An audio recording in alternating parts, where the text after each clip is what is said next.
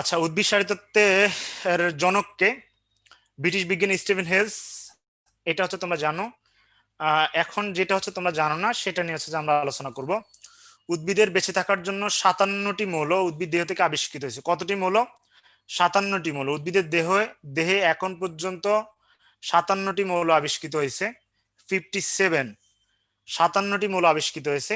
এই 57টি মৌলের মধ্যে 17টি মৌল সকল উদ্ভিদে থাকে। কয়টি মৌল?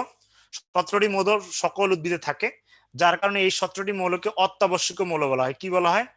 অত্যাবশ্যকীয় মৌল বলা হয়। তাহলে অত্যাবশ্যকীয় মৌলের সংখ্যা কয়টি? অত্যাবশ্যকীয় মৌলের সংখ্যা 17টি। এটা হচ্ছে আমাদের প্রথম ইনফরমেশন, এটা মাথায় রাখো। আচ্ছা, এই অত্যাবশ্যক মৌলগুলোর মধ্যে যে মৌলগুলো উদ্ভিদ বেশি পরিমাণ শোষণ করে সেগুলোকে বলা হয় ম্যাক্রোমৌল। এই অত্যাবশ্যক মৌলগুলো উদ্ভিদ যেগুলো বেশি পরিমাণ শোষণ করে সেগুলোকে বলা হয় ম্যাক্রোমৌল, আর যে মৌলগুলো উদ্ভিদ সামান্য পরিমাণ শোষণ করে সেগুলোকে বলা হয় মাইক্রোমৌল। এখন 17টা মৌলের মধ্যে 9টা হচ্ছে তোমার ম্যাক্রোমৌল, বাকি 8টা হচ্ছে মাইক্রোমৌল। এতদিন হচ্ছে তোমার হাসান স্যারের জুলাই 2020 সালের বইয়ের এডিশন আসার আগ পর্যন্ত আমি, তুমি এবং হচ্ছে আমরা সবাই এটাই জানতাম যে ম্যাক্রোমোলের সংখ্যা হচ্ছে 9টি, মাইক্রোমোলের সংখ্যা হচ্ছে 8টি। হাসান স্যার হচ্ছে, আচ্ছা, ম্যাক্রোমোল ও মাইক্রোমোলের সংখ্যা 9টি এবং 8টি। হাসান স্যার হচ্ছে তার নতুন এডিশনের বইতে হুট করে বলে ফেলেন যে ম্যাক্রোমোলের সংখ্যা হচ্ছে 10টি, মাইক্রোমোলের সংখ্যা হচ্ছে 9টি। তাহলে এখন তো প্যাচ বাইজা গেল যে এক্স্যাক্টলি ম্যাক্রোমোলের সংখ্যা কয়টি, মাইক্রোমোলের সংখ্যা হচ্ছে যে কয়টি।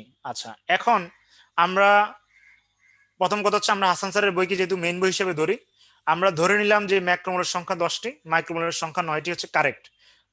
তো যদি হচ্ছে তোমার পরীক্ষাতে আসে ম্যাক্রোমোলের সংখ্যা 10টি, মাইক্রোমোলের সংখ্যা হচ্ছে যে তোমার 9টি, অবশ্যই 10 এবং 9 দেখাবা। আচ্ছা, যদি কখনো অপশানে এরকম আসে যে ম্যাক্রোমোলের সংখ্যা কয়টি, 10টা হচ্ছে অপশানে নাই, 9টি হচ্ছে যে অপশানে আছে, তাহলে চোখ বন্ধ করে তুমি 9টি দেখাবা।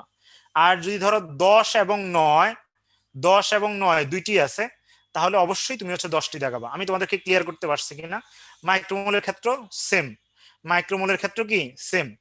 যদি ম্যাক্রোমোলের ক্ষেত্রে 10টি এবং 9টি দুটোই হচ্ছে অপশানে থাকে তাহলে আমি 10টি দেখাবো, আর যদি 9টি থাকে, 10টি থাকে না, তাহলে হচ্ছে আমি অবশ্যই 9টি দেখাবো। ওকে। আচ্ছা, ম্যাক্রোমোলগুলো হচ্ছে তোমার মনে রাখার জন্য আমরা সেই ছোটবেলা থেকে একটা সূত্র পড়ে আসছি। সূত্রটা ছিল এরকম: MgK ক্যাফে ফর নাইসফস, magnesium, potassium, calcium, nitrogen, carbon, hydrogen, oxygen, phosphorus, sulphur. এই 9টা মূল হচ্ছে ম্যাক্রোমূল। আর সাথে হচ্ছে নতুন করে হচ্ছে যে হাসান স্যার বলছেন সিলিকন হচ্ছে ঘাসের জন্য ম্যাক্রোমূল। নতুন ম্যাক্রোমূল যদি বলা হয় তাহলে সিলিকন ঘাসের জন্য ম্যাক্রোমূল, এটাকে হিসাব করেই ম্যাক্রোমূলের সংখ্যা 10টি বলা হয়েছে। তাহলে তুমি যেটা মনে রাখবা যে magnesium, potassium, calcium, nitrogen, carbon, hydrogen, oxygen, phosphorus, sulphur. Medical ভর্তি পরীক্ষায় একবার প্রশ্ন আসছিল যে নিচের কোনটি মাইক্রোমোল। হ্যাঁ, তো মাইক্রোমোলের সংখ্যা, ম্যাক্রোমোলের সংখ্যা মনে রাখলা। ম্যাক্রোমোলগুলো যদি তুমি একটা ছন্দ দিয়ে মনে রাখতে পারতেছো, তার মানে তুমি যদি ম্যাক্রোমোলগুলোর নাম মনে রাখতে পারো, অটোমেটিক তুমি হচ্ছে মাইক্রোমোলগুলো মনে রাখা সম্ভব। যার কারণে আমরা এই যে হচ্ছে তোমার ধরো ম্যাক্রো যে সূত্র, এটাকে হচ্ছে একটু মুখস্থ করার চেষ্টা করব। Magnesium, potassium, calcium, nitrogen, carbon, hydrogen, oxygen, phosphorus, sulphur. আশা করা যায় তোমরা এই জিনিসটা বুঝছো। এখন এই ম্যাক্রো এবং মাইক্রো মৌলগুলো কিভাবে শোষিত হয় এটা আমাদেরকে একটু দেখতে হবে। যে বলা হচ্ছে যে 17টা মৌল, এই 17টা মৌলের মধ্যে 3টা মৌল উদ্ভিদ বায়ু থেকে গ্রহণ করে। কয়টা মৌল? 3টা মৌল। কার্বন, হাইড্রোজেন এবং অক্সিজেন। 3টা মৌল উদ্ভিদ বায়ু থেকে গ্রহণ করে, কার্বন, হাইড্রোজেন এবং অক্সিজেন। বাকি যে হচ্ছে তোমার 14টা মৌল থাকে এগুলো হচ্ছে মাটি থেকে হচ্ছে গ্রহণ করে থাকে, যার কারণে মাটিকে বলা হচ্ছে খনিজ লবণ সরবরাহের প্রধান উৎস। মাটিকে বলা হয় খনিজ লবণ সরবরাহের প্রধান উৎস। তাহলে আমি আবার ক্লিয়ার করতেছি, উদ্ভিদের বেঁচে থাকার জন্য উদ্ভিদ দেহে এখন পর্যন্ত 57টি মৌল আবিষ্কৃত হয়েছে। এর মধ্যে 17টা মৌল সকল উদ্ভিদে থাকে, যার কারণে এই 17টা মৌলকে কি বলা হয়? অত্যাবশ্যকীয় মৌল বলা হয়। এই 17টা মৌলের মধ্যে 3টা মৌল, কার্বন, হাইড্রোজেন এবং অক্সিজেন, এই 3টা মৌল হচ্ছে কার্বন, হাইড্রোজেন এবং অক্সিজেন, এই 3টা মৌল হচ্ছে বায়ু থেকে গৃহীত হয়। বাকি যে 14টা মৌল আছে সেগুলো হচ্ছে মাটি থেকে হচ্ছে যে গৃহীত হয়। এখন অনেকে প্রশ্ন করতে পারে যে ভাইয়া আপনি তো বলছেন এখানে অত্যাবশ্যকীয় মৌলের 17টি, তাহলে আমরা নতুন হচ্ছে বইয়ের অনুসারে 10টি এবং 9টি যোগ করলে হচ্ছে 19টি হয়। তাহলে আমরা অত্যাবশ্যকীয় মূলক কয়টা বলবো, 17টা নাকি হচ্ছে 19টা? ভাইয়া এই জিনিস খুবই ক্লিয়ারলি নাও, সেটা হচ্ছে এই প্রশ্নের উত্তর শুধু আমি কেন, মানে হাসান স্যার এবং হাসান স্যারের হচ্ছে যে সৃষ্টিকর্তা ছাড়া অন্য কেউ হচ্ছে এই প্রশ্নের উত্তর দিতে পারবে বলে আমার কাছে মনে হয় না। স্যার অত্যাবশ্যকীয় মূল্য অবশ্যই 17টি লিখছেন, আবার বলছেন যে হচ্ছে যে ম্যাক্রোমোলের সংখ্যা 10টি, মাইক্রোমোলের সংখ্যা 9টি। এখন হয়তো যদি কখনো স্যারের সাথে আমার দেখা হয় তাহলে হচ্ছে আমি স্যারকে অত্যন্ত বিনয়ের সাথে জিজ্ঞাসা করব যে হচ্ছে 17টি নাকি 19টি অত্যাবশ্যকীয় মৌলের সংখ্যা কতটি। যেহেতু আমাদের বইতে 17টি দেওয়া আছে, আমি 17টি ধরবো, কিন্তু ম্যাক্রোমোল এবং মাইক্রোমোলের ক্ষেত্রে আমি ম্যাক্রোমোলের সংখ্যা 10টি বলবো, মাইক্রোমোলের সংখ্যা হচ্ছে যে 9টি বলবো। আচ্ছা, এখন এরপরে যে জিনিসটা তোমাদের লাগবে, এই যে মৌলগুলো এগুলো কি হিসেবে শোষিত হয়, এগুলো হচ্ছে আয়ন হিসেবে শোষিত হয়। কি হিসেবে শোষিত হয়? আয়ন হিসেবে শোষিত হয়। মৌলগুলো কি হিসেবে শোষিত হয়? আয়ন হিসেবে শোষিত। এখন আয়নগুলোর শোষণ হার কেমন, তোমাদের পেঁচবাজি কি নিয়ে আমি তোমাদেরকে বলি। দেখো, সর্বাপেক্ষা দ্রুত গতিতে শোষিত হয়, আজকের লেকচারের সবচেয়ে গুরুত্বপূর্ণ দুইটা লাইন। সর্বাপেক্ষা দ্রুত গতিতে শোষিত আয়নের নাম যে পটাশিয়াম এবং নাইট্রেট আয়ন, এবং সর্বাপেক্ষা মন্থর গতিতে শোষিত আয়নের নাম ক্যালসিয়াম এবং সালফেট আয়ন। এখন তোমরা আমাকে প্রশ্ন করতে পারো যে ভাই এগুলো হচ্ছে মনে রাখবো কেমনে, পেঁয়াজ বাইজে যাওয়ার সম্ভাবনা আছে। জাস্ট এটা মনে রাখবা যে দ্রুত আয়ন যেগুলো, সর্বাপেক্ষা দ্রুত আয়ন যেগুলো, সেগুলো হচ্ছে তোমার ধর একটা আয়ন থাকে, আর হচ্ছে যেগুলো হচ্ছে তোমার মন্থর গতিতে শোষিত আয়ন, সেগুলোতে হচ্ছে তোমার দুইটা আয়ন থাকে। তাহলে হচ্ছে তুমি খুব ক্লিয়ারলি বুঝতেছো যে পটাশিয়াম একটা আয়ন, নাইট্রেট একটা আয়ন, আর হচ্ছে মন্থর গতিতে শোষিত আয়নগুলো হচ্ছে ক্যালসিয়াম দুইটা আয়ন, সালফেট দুইটা আয়ন। আশা করা যায় তোমাদের এই টপিক নিয়ে অ্যাটলিস্ট আর কোনো সমস্যা হবে না। এখন খনিজ লবণগুলো কোন অংশ দিয়ে মেইনলি শোষিত হয়, আমাদের এই জিনিসটা একটু দেখতে হবে। দেখো, মূলের তিনটা অঞ্চল, কয়টা অঞ্চল? তিনটা অঞ্চল। একটা হচ্ছে স্থায়ী অঞ্চল, মূলরোম অঞ্চল, বর্ধিষ্ণু অঞ্চল বা কোষ বিভাজন অঞ্চল। বর্ধিষ্ণু অঞ্চল আরেকটার নাম হচ্ছে কোষ বিভাজন অঞ্চল। আচ্ছা, এখন সবচেয়ে গুরুত্বপূর্ণ বিষয় যেটা, সেটা হচ্ছে খনিজ লবণ কোন অংশ দিয়ে শোষিত হয়। খনিজ লবণ মেইনলি বর্ধিষ্ণু অঞ্চল বা কোষ বিভাজন অঞ্চল দিয়ে শোষিত হবে। মূলরোম দিয়েও সামান্য পরিমাণ লবণ পরিশোষিত হতে পারে। আর দেখো, আমি তোমাদেরকে যদি একটা চিত্র এঁকে দেখাই, এটা একটা ধরো একটা চৌবাচ্চা বা হচ্ছে একটা পুকুর। এই চৌবাচ্চা বা পুকুরের মধ্যে ধরো এটা হচ্ছে যে পানি, পানির নিচে হচ্ছে তোমার একটা ধরো জলজ উদ্ভিদ, পানির নিচে একটা হচ্ছে কি জলজ উদ্ভিদ। এখন এই জলজ উদ্ভিদের কোন অংশ লবণ পরিশোধনে ব্যবহৃত হবে? খুবই সিম্পল, নিমজ্জিত জলজ উদ্ভিদের সর্বাঙ্গই। দেখো, এটার সবটাই পানির মধ্যে থাকে, পাতা মানে কাণ্ড এবং হচ্ছে মূল সবই তোমার পানির মধ্যে থাকে, যার কারণে নিমজ্জিত জলজ উদ্ভিদের সর্বাঙ্গই লবণ পরিশোষণে ব্যবহৃত হয়। তাহলে যদি বলা হয় লবণ পরিশোষণে কোন অঙ্গ ব্যবহৃত হয়, প্রথমে বলবা যে হচ্ছে তোমার বর্ধিষ্ণু অঞ্চল বা কোষ বিভাজন অঞ্চল মূলের। এরপরে বলবো হচ্ছে তোমার মূলরোম দিয়ে শোষিত হয় সামান্য পরিমাণে, এবং নিমজ্জিত জলজ উদ্ভিদের সর্বাঙ্গ লবণ পরিশোষণে ব্যবহৃত হয়। ওকে, ক্লিয়ার কিনা এই জিনিসটা? যদি ক্লিয়ার হও তাহলে আমরা হচ্ছে সামনে চলে যাচ্ছি। আচ্ছা, উপকারী মৌল। আমরা বলছিলাম যে ম্যাক্রোমৌল কি, মাইক্রোমৌল কি। ম্যাক্রো এবং মাইক্রোমৌল ছাড়াও উদ্ভিদের বেঁচে থাকার জন্য কিছু হচ্ছে মৌল থাকে, সেগুলোকে হচ্ছে উপকারী মৌল, যেগুলো এক একটা উদ্ভিদের জন্য স্পেসিফিক। ম্যাক্রো এবং মাইক্রোমৌল সকল উদ্ভিদে পাওয়া যায়, এটা হচ্ছে তুমি ক্রিস্টাল ক্লিয়ার থাকো। ম্যাক্রো এবং মাইক্রোমৌল সকল উদ্ভিদে পাওয়া যায়, আর কিছু কিছু মৌল আছে যে এক একটা উদ্ভিদের জন্য স্পেসিফিক, সেগুলোকে উপকারী মৌল বলা হয়। এখন আহ সিলিকন ঘাসের জন্য, হচ্ছে উপকারী মৌল। নাইট্রোজেন ফিক্সিং লিগমের জন্য উপকারী মৌল হচ্ছে কোবাল্ট। সি4 উদ্ভিদের জন্য উপকারী মৌল হচ্ছে সোডিয়াম, এবং সামুদ্রিক শৈবালের জন্য উপকারী মৌল হচ্ছে কি আয়োডিন। এখন মজার জিনিস হচ্ছে, আমরা একটু আগে বলছিলাম হাসান স্যারের বইতে লেখা আছে যে সিলিকন ঘাসের জন্য ম্যাক্রোমৌল। তাহলে ভাইয়া তোমরা একটা প্রশ্ন করতে পারো যে সিলিকন ঘাসের জন্য ম্যাক্রোমৌল নাকি হচ্ছে উপকারী মৌল। এটার উত্তর আমি যেটা বলবো সেটা হচ্ছে সিলিকন ঘাসের জন্য ম্যাক্রোমৌল এবং সিলিকন ঘাসের জন্য উপকারী মৌল। যেহেতু আমাদের হাসান স্যারের বইতে দুইটা ইনফরমেশন দেওয়া আছে, সিলিকন ঘাসের জন্য ম্যাক্রোমৌল এবং সিলিকন ঘাসের জন্য উপকারী মৌল, তাহলে এই জিনিসটা আর কখনোই ভুল হবে না আশা করি ইনশাআল্লাহ। ঠিক আছে, আমরা সামনে চলে যাচ্ছি। সামনে কি দেওয়া আছে দেখো, যে আয়ন এক্সচেঞ্জের জন্য দুইটা মতবাদ প্রচলিত আছে। একটা হচ্ছে কার্বন ডাইঅক্সাইড মতবাদ, এটার আরেকটা নাম আছে কার্বনিক অ্যাসিড বিনিময় মতবাদ। আর কন্টাক্ট এক্সচেঞ্জ মতবাদের আরেকটা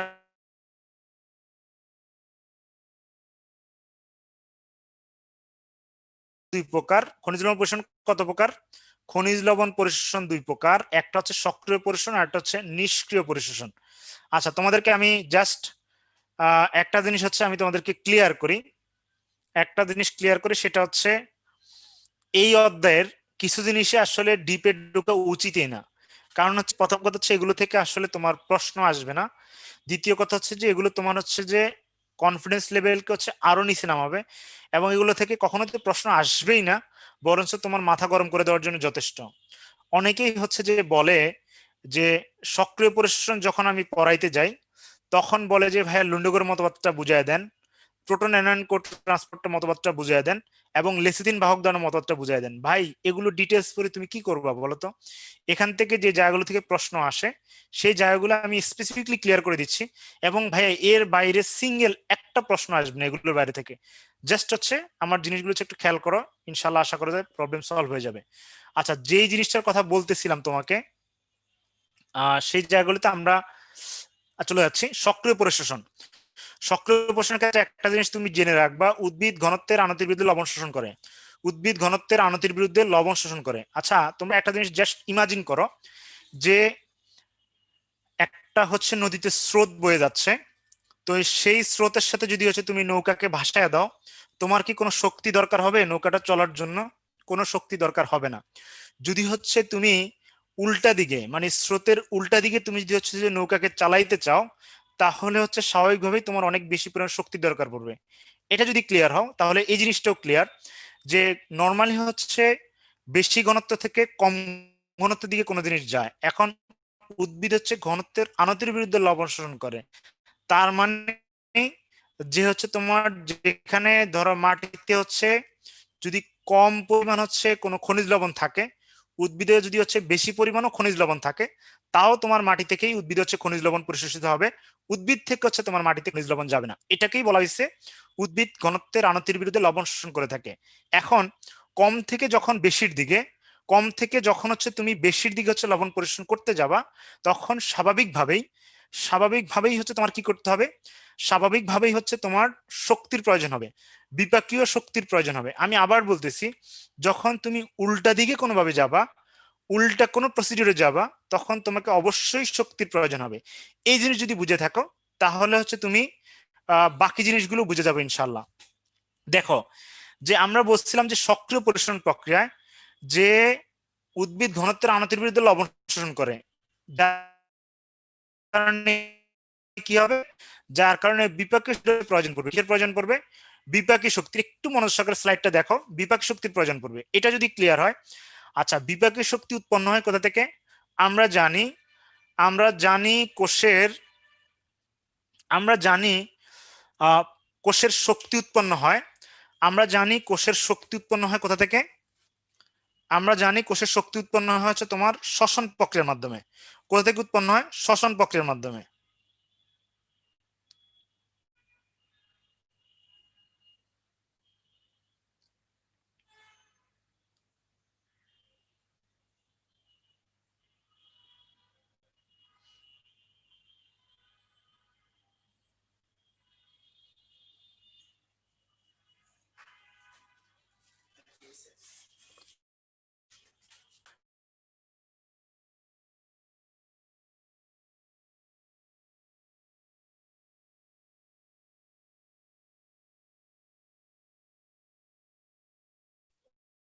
ভাইয়া সাউন্ড নাই, ভাইয়া সাউন্ড নাই। আচ্ছা, আমি যে জিনিসটা তোমাদেরকে বলতেছিলাম, আচ্ছা এই জিনিসটা আমি আবার ফিরে যাচ্ছি। সেটা হচ্ছে আমি প্রথমে বলছিলাম যে উদ্ভিদ ঘনত্বের আনতির বিরুদ্ধে লবণ শোষণ করে। উদ্ভিদ ঘনত্বের আনতির বিরুদ্ধে লবণ শোষণ করে থাকে, এটা হচ্ছে যে ক্লিয়ার কিনা? আছে কিনা খেয়াল করুন। সাউন্ড কোনটা? এটা একদমই পাশেরটা।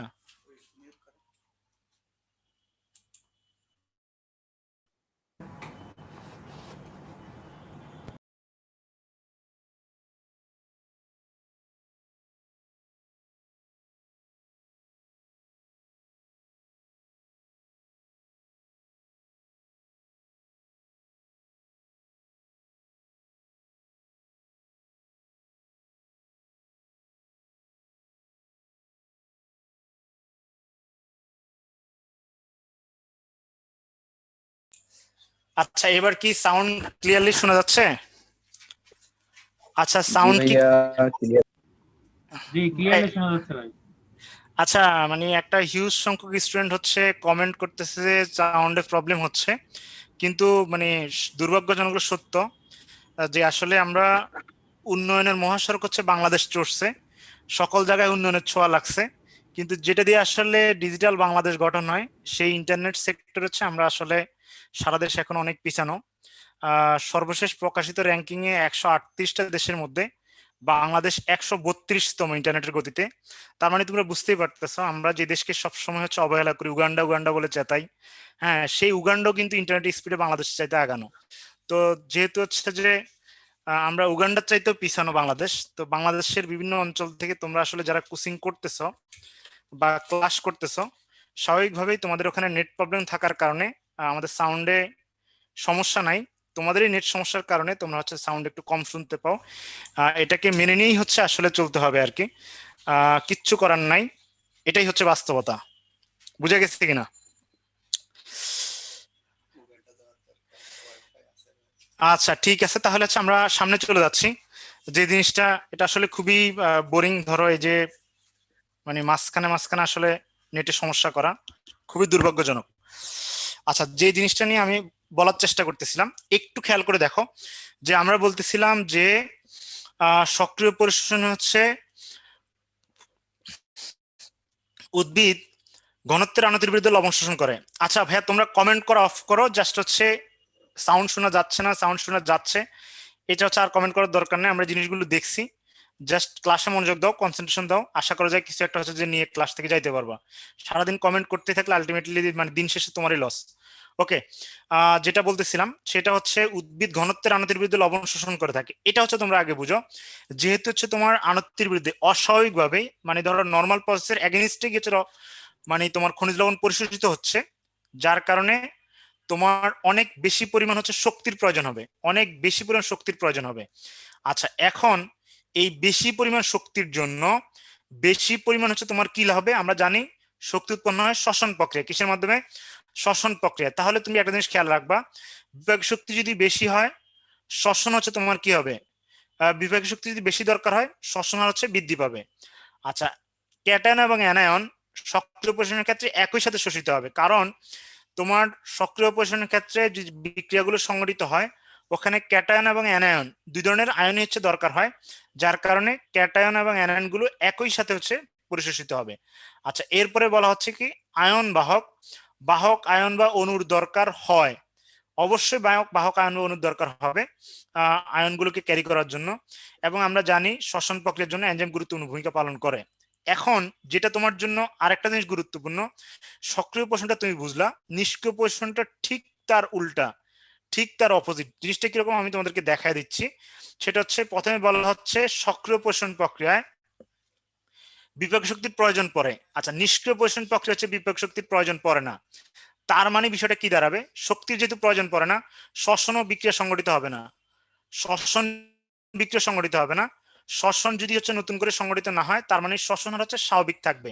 এটা বুঝতে পারছো কিনা, যে শক্তির প্রয়োজন হবে না, শক্তির প্রয়োজন না হওয়ার কারণে শ্বসন হবে না, শ্বসন না হওয়ার কারণে শ্বসন হচ্ছে স্বাভাবিক থাকবে, যেটা আছে ওইটাই থাকবে নতুন করে শ্বসন না হওয়ার কারণে, একই সাথে শোষিত হয় না। যেহেতু আমাদের এখানে কোনো শ্বসন বা হচ্ছে তোমার কোনো ধরনের বড় ধরনের বিক্রিয়া হয় না, যার কারণে ক্যাটায়ন এবং অ্যানায়নও আমাদের একই সাথে দরকার হয় না, যার কারণে ক্যাটায়ন এবং অ্যানায়ন একই সাথে শোষিত হয় না। এটা ক্লিয়ার থাকো। এরপরে বলা হচ্ছে কি বাহক আয়ন বা অণুর দরকার হয় না, বাহক আয়ন বা অণুর দরকার হয় না, বাহক আয়ন বা অণুর দরকার হবে কেন? আমার তো ক্যাটায়ন এবং অ্যানায়ন হচ্ছে যে মানে একইভাবে হচ্ছে শোষণও করা লাগতেছে না, যার কারণে আমার এখানে আয়ন বা হচ্ছে তোমার অন্য কিছু পরিবহন করার জন্য কোনো বাহকের দরকার হয় না। যেহেতু হচ্ছে তোমার নতুন করে কোনো শ্বসন বিক্রিয়া হয় না, তার মানে এনজাইমেরও কোনো ভূমিকা থাকবে না। তার মানে কি থাকবে না? এনজাইমেরও কোনো ভূমিকা থাকবে না। আশা করা যায় আমি এই জিনিসগুলো তোমাদেরকে বুঝাইতে পারছি। প্রথম কথা হচ্ছে যে বলছিলাম যে সক্রিয় পোষণের জন্য বিপাক শক্তির প্রয়োজন হয় না, নিষ্ক্রিয় পোষণের জন্য প্রয়োজন হয়। শ্বসন আর সক্রিয় পোষণের জন্য হচ্ছে যে বৃদ্ধি পাবে, নিষ্ক্রিয় পোষণের জন্য স্বাভাবিক থাকবে।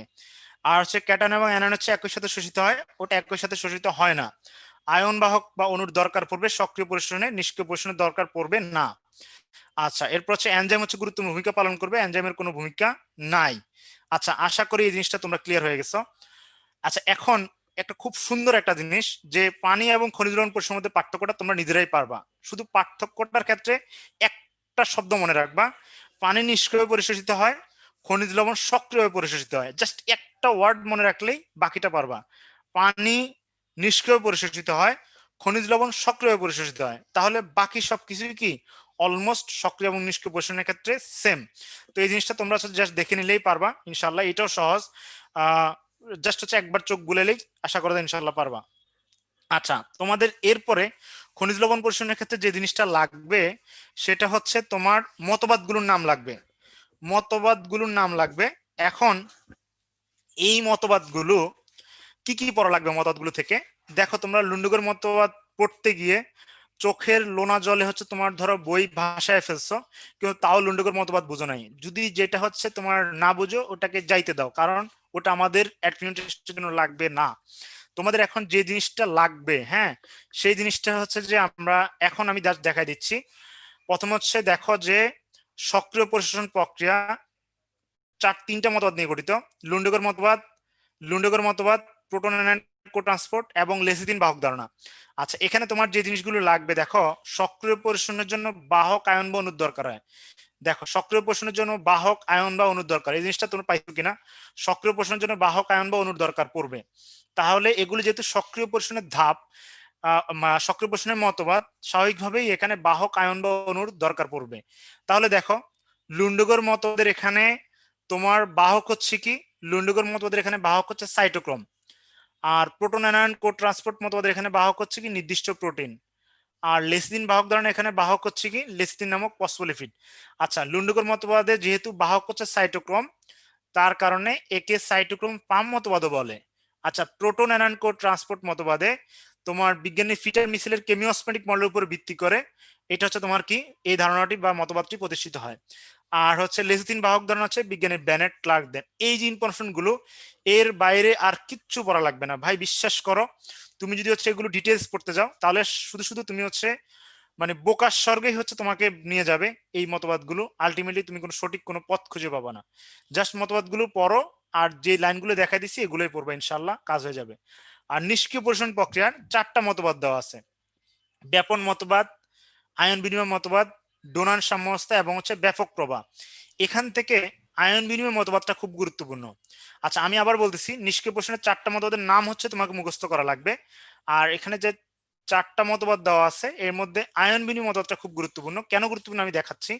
ধরো এটা হচ্ছে একটা কোষ, এই কোষের মধ্যে থেকে যদি হচ্ছে একটা পজিটিভ ধরো হাইড্রোজেন আয়ন বের হয়ে যায়, স্বাভাবিকভাবে কোষের মধ্যে একটা পজিটিভ আয়নের ঘাটতি তৈরি হবে। এই ঘাটতি ফিল আপ করার জন্য তখন হচ্ছে একটা পটাশিয়াম আয়ন, একটা পটাশিয়াম আয়ন হচ্ছে তোমার কোষের মধ্যে প্রবেশ করবে। ঠিক সেম, যদি হচ্ছে কোষের ভিতর থেকে একটা হাইড্রোক্সিল আয়ন যদি বের হয়ে যায়, স্বাভাবিকভাবেই কোষের মধ্যে একটা নেগেটিভ আয়নের ঘাটতি তৈরি হবে।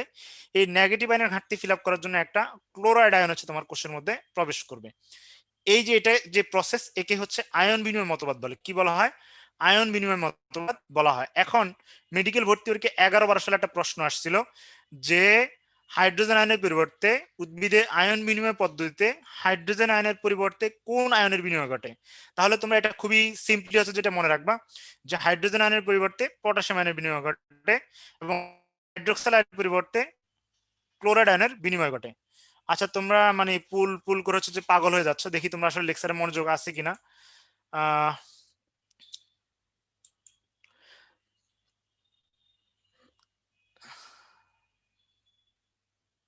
তোমাদের জন্য হচ্ছে যে 30 সেকেন্ড সময়, 30 সেকেন্ড, 1 মিনিট সময় দিলাম, দেখি সবাই আনসার করো।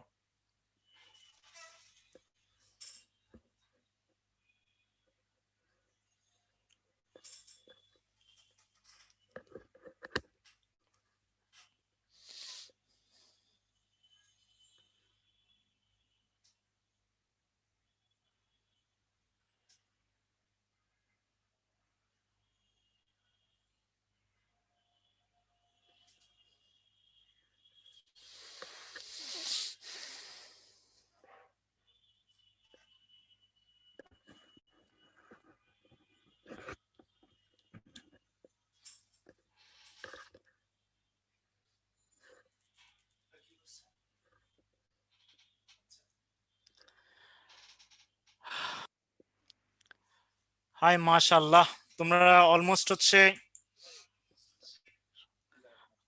হচ্ছে কত 97-98% হচ্ছে যে ভোট দিছ। প্রশ্নটা কি ছিল? নিচের কোনটি নিষ্ক্রিয় পরিশোষণের মতবাদ নয়? নিষ্ক্রিয় পরিশোষণের মতবাদগুলো কি কি ছিল? নিষ্ক্রিয় পরিশোষণের মতবাদ ছিল ব্যাপন প্রক্রিয়া, আইন বিনিময় প্রক্রিয়া, ডোনাল্ড সাম্যবস্থা এবং ব্যাপক প্রবাহ। আর লুন্ডগের মতবাদ ছিল সক্রিয় পরিশোষণের মতবাদ। তো যারা হচ্ছে ভুল আনসার দিছ, যারা সঠিক আনসার দিছ তাদেরকে অনেক অনেক মোবারকবাদ। তোমরা খুব ভালোভাবেই ক্লাসে আসো, এটা বোঝা যাচ্ছে। আর যারা হচ্ছে ভুল আনসার দিছ, তোমাদের জন্য আসলে সমবেদনা, তোমাদের জন্য দোয়া। তোমরা হচ্ছে যে ক্লাসে ফিরে আসো, আলোর পথে ফিরে আসো, ঠিক আছে? আশা করি ইনশাল্লাহ লেকচারে মনোযোগ দিবা। ওকে, আমরা এরপরে সামনে চলে যাচ্ছি। সামনে আমাদের কি দেওয়া আছে আমরা দেখতেছি।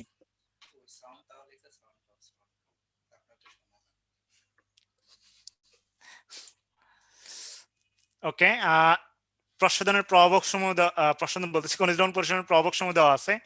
প্রভাবক সমূহের ক্ষেত্রে এই অধ্যায়ে তোমার খনিজ লবণ পরিশোষণের প্রভাবক আছে, সালোক প্রসাধনের প্রভাবক আছে, সালোক সংশ্লেষণের প্রভাবক আছে এবং শ্বসনের প্রভাবক আছে। তো খনিজ লবণ পরিশোষণের প্রভাবক এবং হচ্ছে আচ্ছা সালোক সংশ্লেষণের প্রভাবক এবং শ্বসনের প্রভাবক গুলো আমরা নেক্সট ক্লাসে দেখায় দিব। খুব সুন্দর করে একটা সূত্র দিয়ে তোমাদেরকে সবগুলো মানে প্রভাবক মুখস্থ করা দিবে ইনশাল্লাহ। তুমি জাস্ট যে জিনিসটা মাথায় রাখবা সেটা হচ্ছে এই যে এখানে যে প্রভাবকগুলো দেওয়া আছে, এই প্রভাবকগুলো তুমি হচ্ছে যে পুরোপুরি হচ্ছে যে মুখস্থ করার চেষ্টা করতে হবে, স্পেশালি নামগুলো।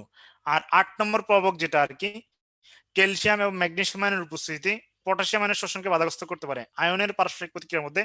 একদম লাস্টে দেখো এই লাইনটা লেখা আছে যে ক্যালসিয়াম এবং ম্যাগনেসিয়াম আয়নের উপস্থিতি, কোন দুইটা আয়নের উপস্থিতি? ক্যালসিয়াম ম্যাগনেসিয়াম আয়নের উপস্থিতি পটাশিয়াম আয়নের শোষণকে বাধাগ্রস্ত করতে পারে।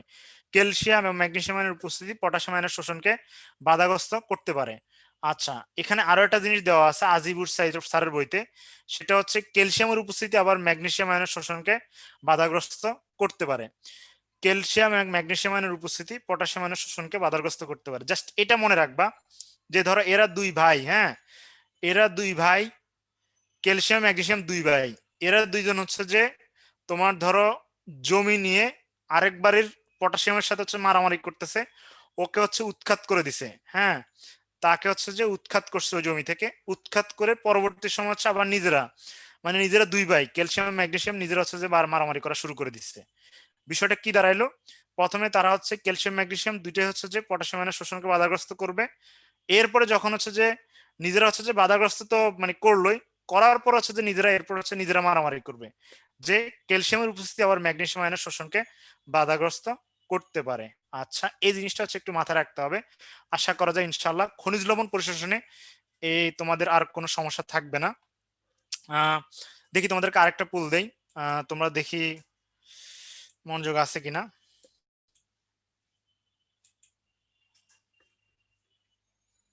দ্রুত, এটার জন্য 30 সেকেন্ড সময় পাবা, জাস্ট 30 সেকেন্ডস।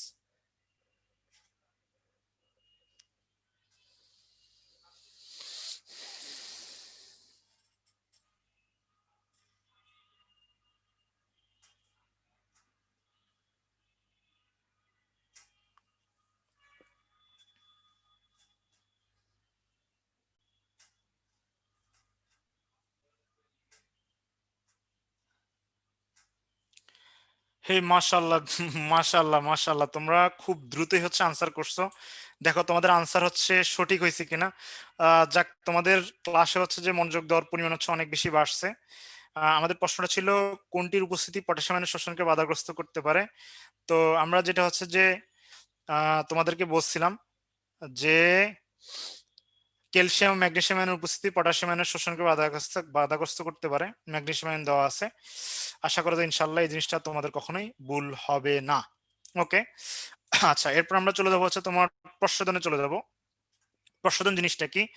প্রশ্নদন থেকে যে জিনিসগুলো হচ্ছে তোমাকে আমি পড়তে বলবো সেগুলো হচ্ছে আমরা খুব সংক্ষেপে তোমাদেরকে দেখায় দিব। একটুখানি মনোযোগ দাও, আশা করা যায় ইনশাল্লাহ প্রশ্নদন আর বাসায় বসে টুক টুক টুক টুক প্রশ্নদন করে হচ্ছে যে পড়া লাগবে না, জাস্ট একবার রিডিং দিলেই চলবে।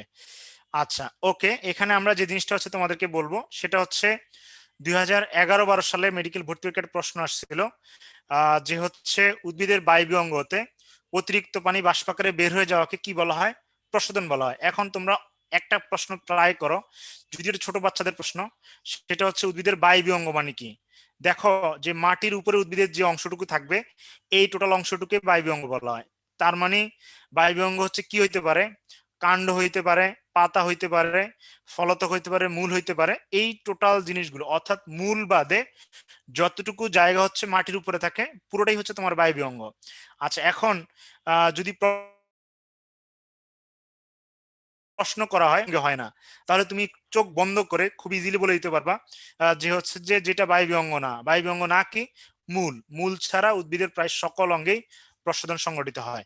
জাস্ট এই জিনিসটা মাথায় রাখলেই চলবে, এখানে আর কিছু লাগবে না ইনশাল্লাহ। এখন এখানে আরো একটা সমস্যা তোমাদের হয়, সেটা হচ্ছে উদ্ভিদ যে পরিমাণ পানি শোষণ করে। ধরো একটা উদ্ভিদ 100% পানি শোষণ করলো, কত শতাংশ? 100%। এ মাত্র 1% ব্যবহার করবে, আর বাকি 99% হচ্ছে সে বের করে দিবে। বাকি 99% হচ্ছে সে বের করে দিবে। এই যে 99% বের করে দেওয়ার যে প্রসেস বা প্রক্রিয়া, আহ এটাকেই আমরা বলবো হচ্ছে প্রশোধন। তাহলে টোটাল প্রশোধনের পরিমাণ কত? মোট প্রশোধনের পরিমাণ হচ্ছে 99%। কত পার্সেন্ট? মোট প্রশোধনের পরিমাণ হচ্ছে 99%। জাস্ট তুমি এই জিনিসটা হচ্ছে খেয়াল রাখো যে টোটাল প্রশোধনের পরিমাণ কত? 99%। আচ্ছা, এরপরে আমরা চলে যাব যে হচ্ছে প্রশোধনকে আবার 3 ভাগে ভাগ করা যায়। কয়ভাবে ভাগ করা যায়? 3 ভাগে ভাগ করা যায়। পত্রন্দ্রীয় প্রশোধন, পত্রন্দ্রের মধ্যে যে প্রকার প্রশোধন ঘটে তাকে পত্রন্দ্রীয় প্রশোধন বলা হয়। লেন্টিকুলার প্রশোধন এবং হচ্ছে তোমার ত্বকীয় প্রশোধন। পত্রন্ত্রের প্রশোধন হচ্ছে পত্রন্ত্রের মধ্যে দিয়ে অবশ্যই হবে। আর এর শতকরা হারটা একটু খেয়াল করে দেখো ভাইয়েরা, তোমরা যারা মনোযোগ দিয়ে দেখতেছো একটুখানি খেয়াল করে দেখো যে 95 থেকে 98%। কত শতাংশ? তোমাদের বইতে লেখা আছে 90 থেকে 95%। তোমাদের বইতে পত্রন্ত্রের প্রশোধনের হার দেওয়া আছে 90 থেকে 95%। এটা হচ্ছে 95 থেকে 98%। নতুন রাইটারের বইতে, নতুন বইতে দেওয়া আছে স্যারের। তো আমরা এটাকেই হচ্ছে সঠিক আনসার হচ্ছে ধরবো 95 থেকে 98%। আর লেন্টিকুলার প্রশোধন হচ্ছে 1%। লেন্টিকুলার প্রশোধন কত পার্সেন্ট? 1%। আর ত্বকীয় প্রশোধন কত পার্সেন্ট? 2 থেকে 5%।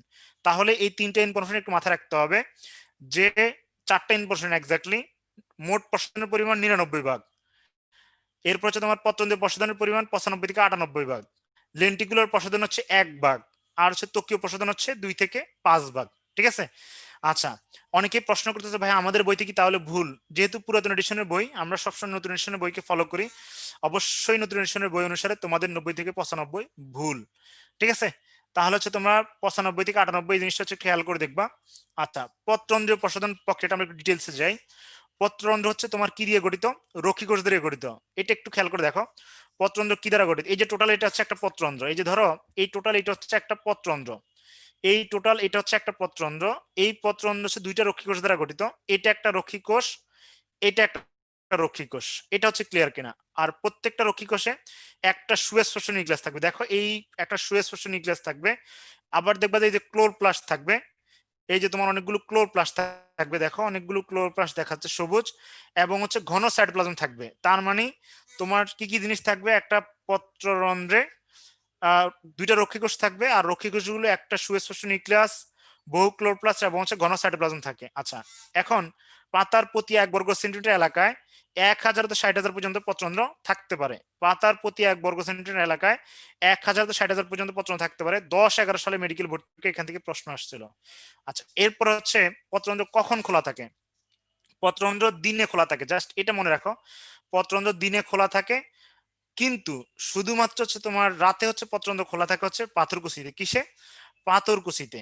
তুমি জাস্ট এটা মনে রাখবা, পত্ররন্ধ্র হচ্ছে দিনে খোলা থাকে, রাতে শুধুমাত্র একটা উদ্ভিদে তোমার পত্ররন্ধ্র খোলা থাকে, সেটা হচ্ছে পাথরকুচি। এখন দিনে আবার সবসময় সমান পত্ররন্ধ্র খোলা থাকে না। সকাল 10টা থেকে 11টা হচ্ছে তোমার, আর বিকাল 2টা থেকে 3টা হচ্ছে পূর্ণ খোলা থাকে। দিনের অধিকাংশ হচ্ছে আংশিক খোলা থাকে। জাস্ট তুমি এই কয়েকটা জিনিস খেয়াল রাখলে হবে যে পত্ররন্ধ্র দিনে খোলা থাকে মেইনলি, এবং হচ্ছে তোমার মানে রাত্রিবেলা হচ্ছে যে পত্ররন্ধ্র নর্মালি বন্ধ থাকে। পাথরকুচি পাতা হচ্ছে তোমার শুধুমাত্র পাথরকুচি পাতায়, শুধুমাত্র পাথরকুচি পাতা হচ্ছে তোমার কি হবে? শুধুমাত্র পাথরকুচি পাতা রাতে হচ্ছে পত্ররন্ধ্র খোলা থাকবে। আচ্ছা, ব্লু লাইট পত্ররন্ধ্র খোলাকে ত্বরান্বিত করে। ব্লু মানে কি? নীল আলো। ঠিক আছে? ব্লু মানে নীল আলো পত্ররন্ধ্র খোলাকে ত্বরান্বিত করে। তোমরা ব্লু আর নীলের মধ্যে হচ্ছে যে প্যাচ বাজায় ফেলো পরীক্ষার হলে বসলে। এটা খুবই কনফিউজিং একটা জায়গা আর কি তোমাদের জন্য। আচ্ছা, এখন সবচেয়ে গুরুত্বপূর্ণ জিনিস হচ্ছে,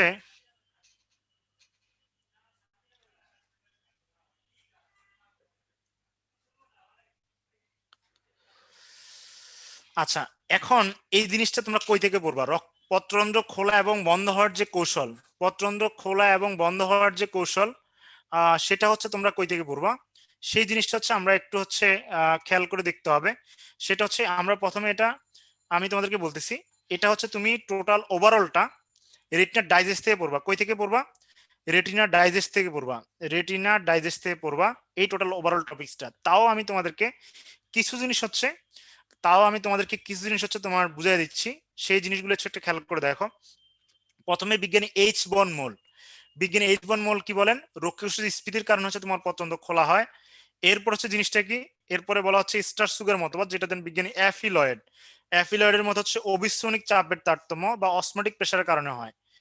আর স্যারির মতবাদ অনুসারে পিএস কে দায়ী করা হয়। আর আধুনিক মতবাদ অনুসারে পটাশিয়াম আয়নকে দায়ী করা হয়। তাহলে তুমি যে জিনিসগুলো খেয়াল রাখবা, এখানে মতবাদগুলোর এক্স্যাক্টলি নামগুলো খেয়াল রাখবা, আর কোন মতবাদে কাকে দায়ী করা হয় এই জিনিসগুলো খেয়াল রাখলে আমাদের এখানে আর পড়া লাগবে না।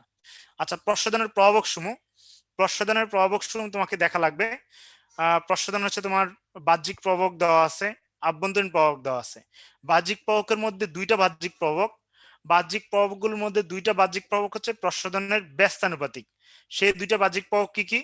আপেক্ষিক আর্দ্রতা এবং হচ্ছে তোমার আবহমণ্ডলের চাপ। আপেক্ষিক আর্দ্রতা এবং আবহমণ্ডলের চাপ, এই দুটো হচ্ছে প্রসাধনের ব্যস্তানুপাতিক। ব্যস্তানুপাতিক মানে কি? আপেক্ষিক আর্দ্রতা এবং হচ্ছে আবহমণ্ডলের চাপ যদি বাড়ে তাহলে প্রসাধন হচ্ছে কমে যাবে, আর এই দুটো যদি কমে তাহলে প্রসাধন আর বাড়বে। বাকি ইচ অ্যান্ড এভরি জিনিস হচ্ছে তোমার প্রসাধনের সমানুপাতিক।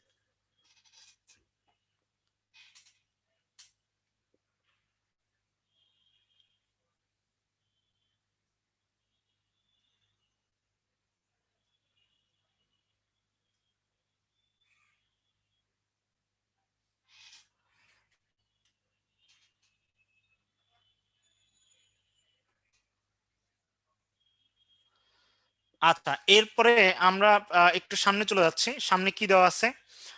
যে হচ্ছে তোমার প্রসাধনের অপকারিতা। প্রসাধন হচ্ছে তোমার তিনটা অপকারিতা আছে। উইল্টিং, উইল্টিং জিনিসটা খুবই সহজ। আমরা জানি উদ্ভিদের দেহ থেকে 99% পানি বের হয়ে যায়। যদি 99 ভাগের বেশি পানি বের হয়, যদি 99 ভাগের বেশি পানি বের হয় তাহলে কি হবে?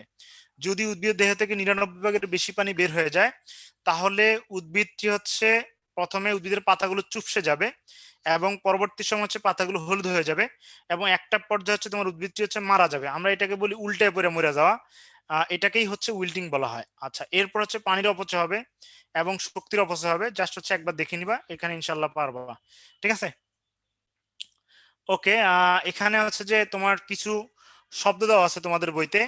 ব্যাপন, অবিশ্রবণ, অবিস্ফোরণিক চাপ, প্লাজমোলাইসিস, টার্জিডিটি, টার্গার প্রেসার, ইমবাইবিশন, এই জিনিসগুলো, ব্যাপন, অবিশ্রবণ, অবিস্ফোরণিক চাপ, প্লাজমোলাইসিস, টার্জিডিটি, টার্গার প্রেসার, ইমবাইবিশন, এই শব্দগুলো যদি হচ্ছে তোমরা বুঝে থাকো তাহলে তো অনেক বেশি ভালো।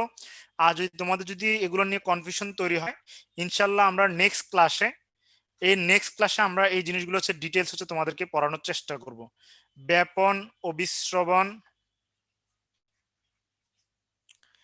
অবিশ্রবণিক চাপ,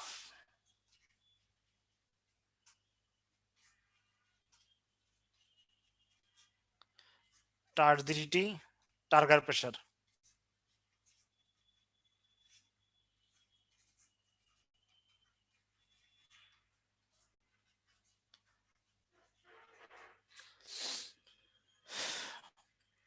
ওকে, আমরা আমাদের থার্ড টপিকসে চলে যাই। থার্ড টপিকসে কি জিনিস দেওয়া আছে? সেটা হচ্ছে শ্বসনে চলে যাব। শ্বসন জিনিসটা আমরা চেষ্টা করব। আচ্ছা, তোমরা অনেকেই হচ্ছে নামাজের জন্য ব্রেক চাইছো। আমরা আমাদের থার্ড টপিকসে যাওয়ার আগে আহ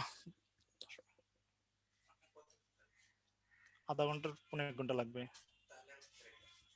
আচ্ছা, আমরা হচ্ছে আমাদের লেকচারের মাঝখানে নামাজের জন্য যেহেতু হচ্ছে বলা হচ্ছে তোমরা নামাজকে বলো না, আমাদের কাজ আছে, তোমরা বরঞ্চ বলবা যে হচ্ছে কাজকে বলো।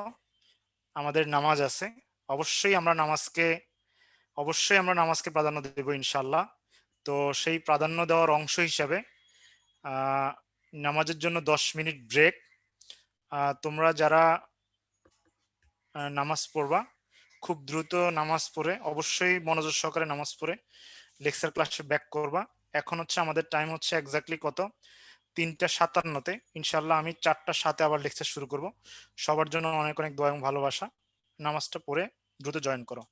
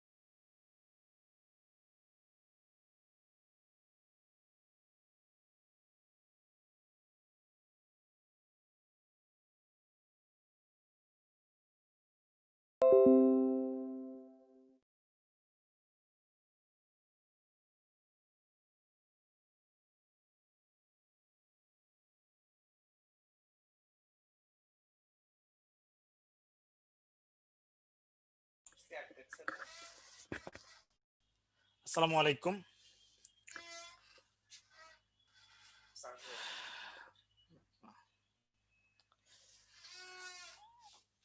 নামাজের পরে তোমরা লেকচারে ফিরে আসছো সেই প্রত্যাশা করি আমি। কিন্তু জিনিস যেটা গুরুত্বপূর্ণ সেটা হচ্ছে জিনিসটা হচ্ছে কি, মেডিকেলের চান্স পাওয়ার জন্য তোমার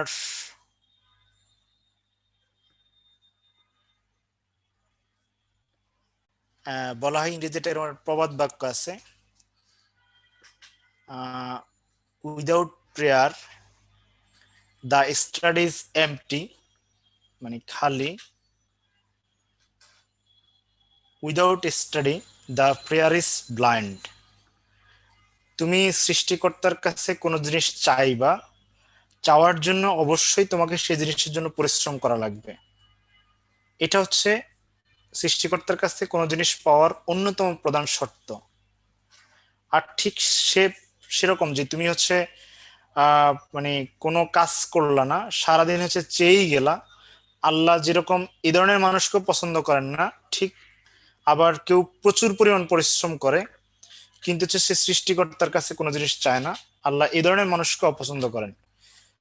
তো যেহেতু তোমাদের সামনে অ্যাডমিশন টেস্ট, অবশ্যই যে যে ধর্মের হও না কেন সৃষ্টিকর্তাকে হচ্ছে যে বেশি বেশি করে ডাকবা, এতে মানসিক প্রশান্তি পাবে এবং হচ্ছে যে কনফিডেন্স ইনশাল্লাহ তোমাদের অনেক বেশি বাড়বে। তো আমরা আমাদের লেকচারে চলে যাচ্ছি। শ্বসন জিনিসটা অনেক গুরুত্বপূর্ণ একটা টপিকস। শ্বসন অনেক গুরুত্বপূর্ণ একটা টপিকস। আমরা শ্বসন বিষয়টাকে খুব সংক্ষেপে তোমাদেরকে দেখায় দিব। আশা করা যায় ইনশাল্লাহ তোমরা সমস্যাগুলো ফাইন্ড আউট করতে পারবো নিজেদের কোন জায়গায় তোমাদের ভুল হয়। আচ্ছা, শ্বসন হলো শক্তি নির্মাণকারী কতিপয় জারণ এবং বীজাণু বিক্রিয়ার সমষ্টি। এটা হচ্ছে একটু খেয়াল রাখবা, জারণ এবং বীজাণু বিক্রিয়ার সমষ্টি। শ্বসন 24 ঘন্টা চলে, শ্বসন 24 ঘন্টাই চলে। কত ঘন্টা চলে? 24 ঘন্টাই চলে। এবং শ্বসনিক অঙ্গ কোনটা? সাইটোপ্লাজম এবং মাইটোকন্ড্রিয়া। এগুলা খুব মানে বাচ্চাদের পড়াশোনা, এগুলা মানে তোমরা চাইলেই হচ্ছে যে জাস্ট একবার রিডিং দিলেই পারবা। আর এখানে বলা হচ্ছে শ্বসনিক বস্তু কি কি থাকতে পারে: কার্বোহাইড্রেট, প্রোটিন, চর্বি, জৈবিক অ্যাসিড সমূহ। হ্যাঁ, আচ্ছা, এরপর শ্বসন কয় প্রকার? 2 প্রকার, সবাত এবং অবাত। সবাত এবং অবাত শ্বসন।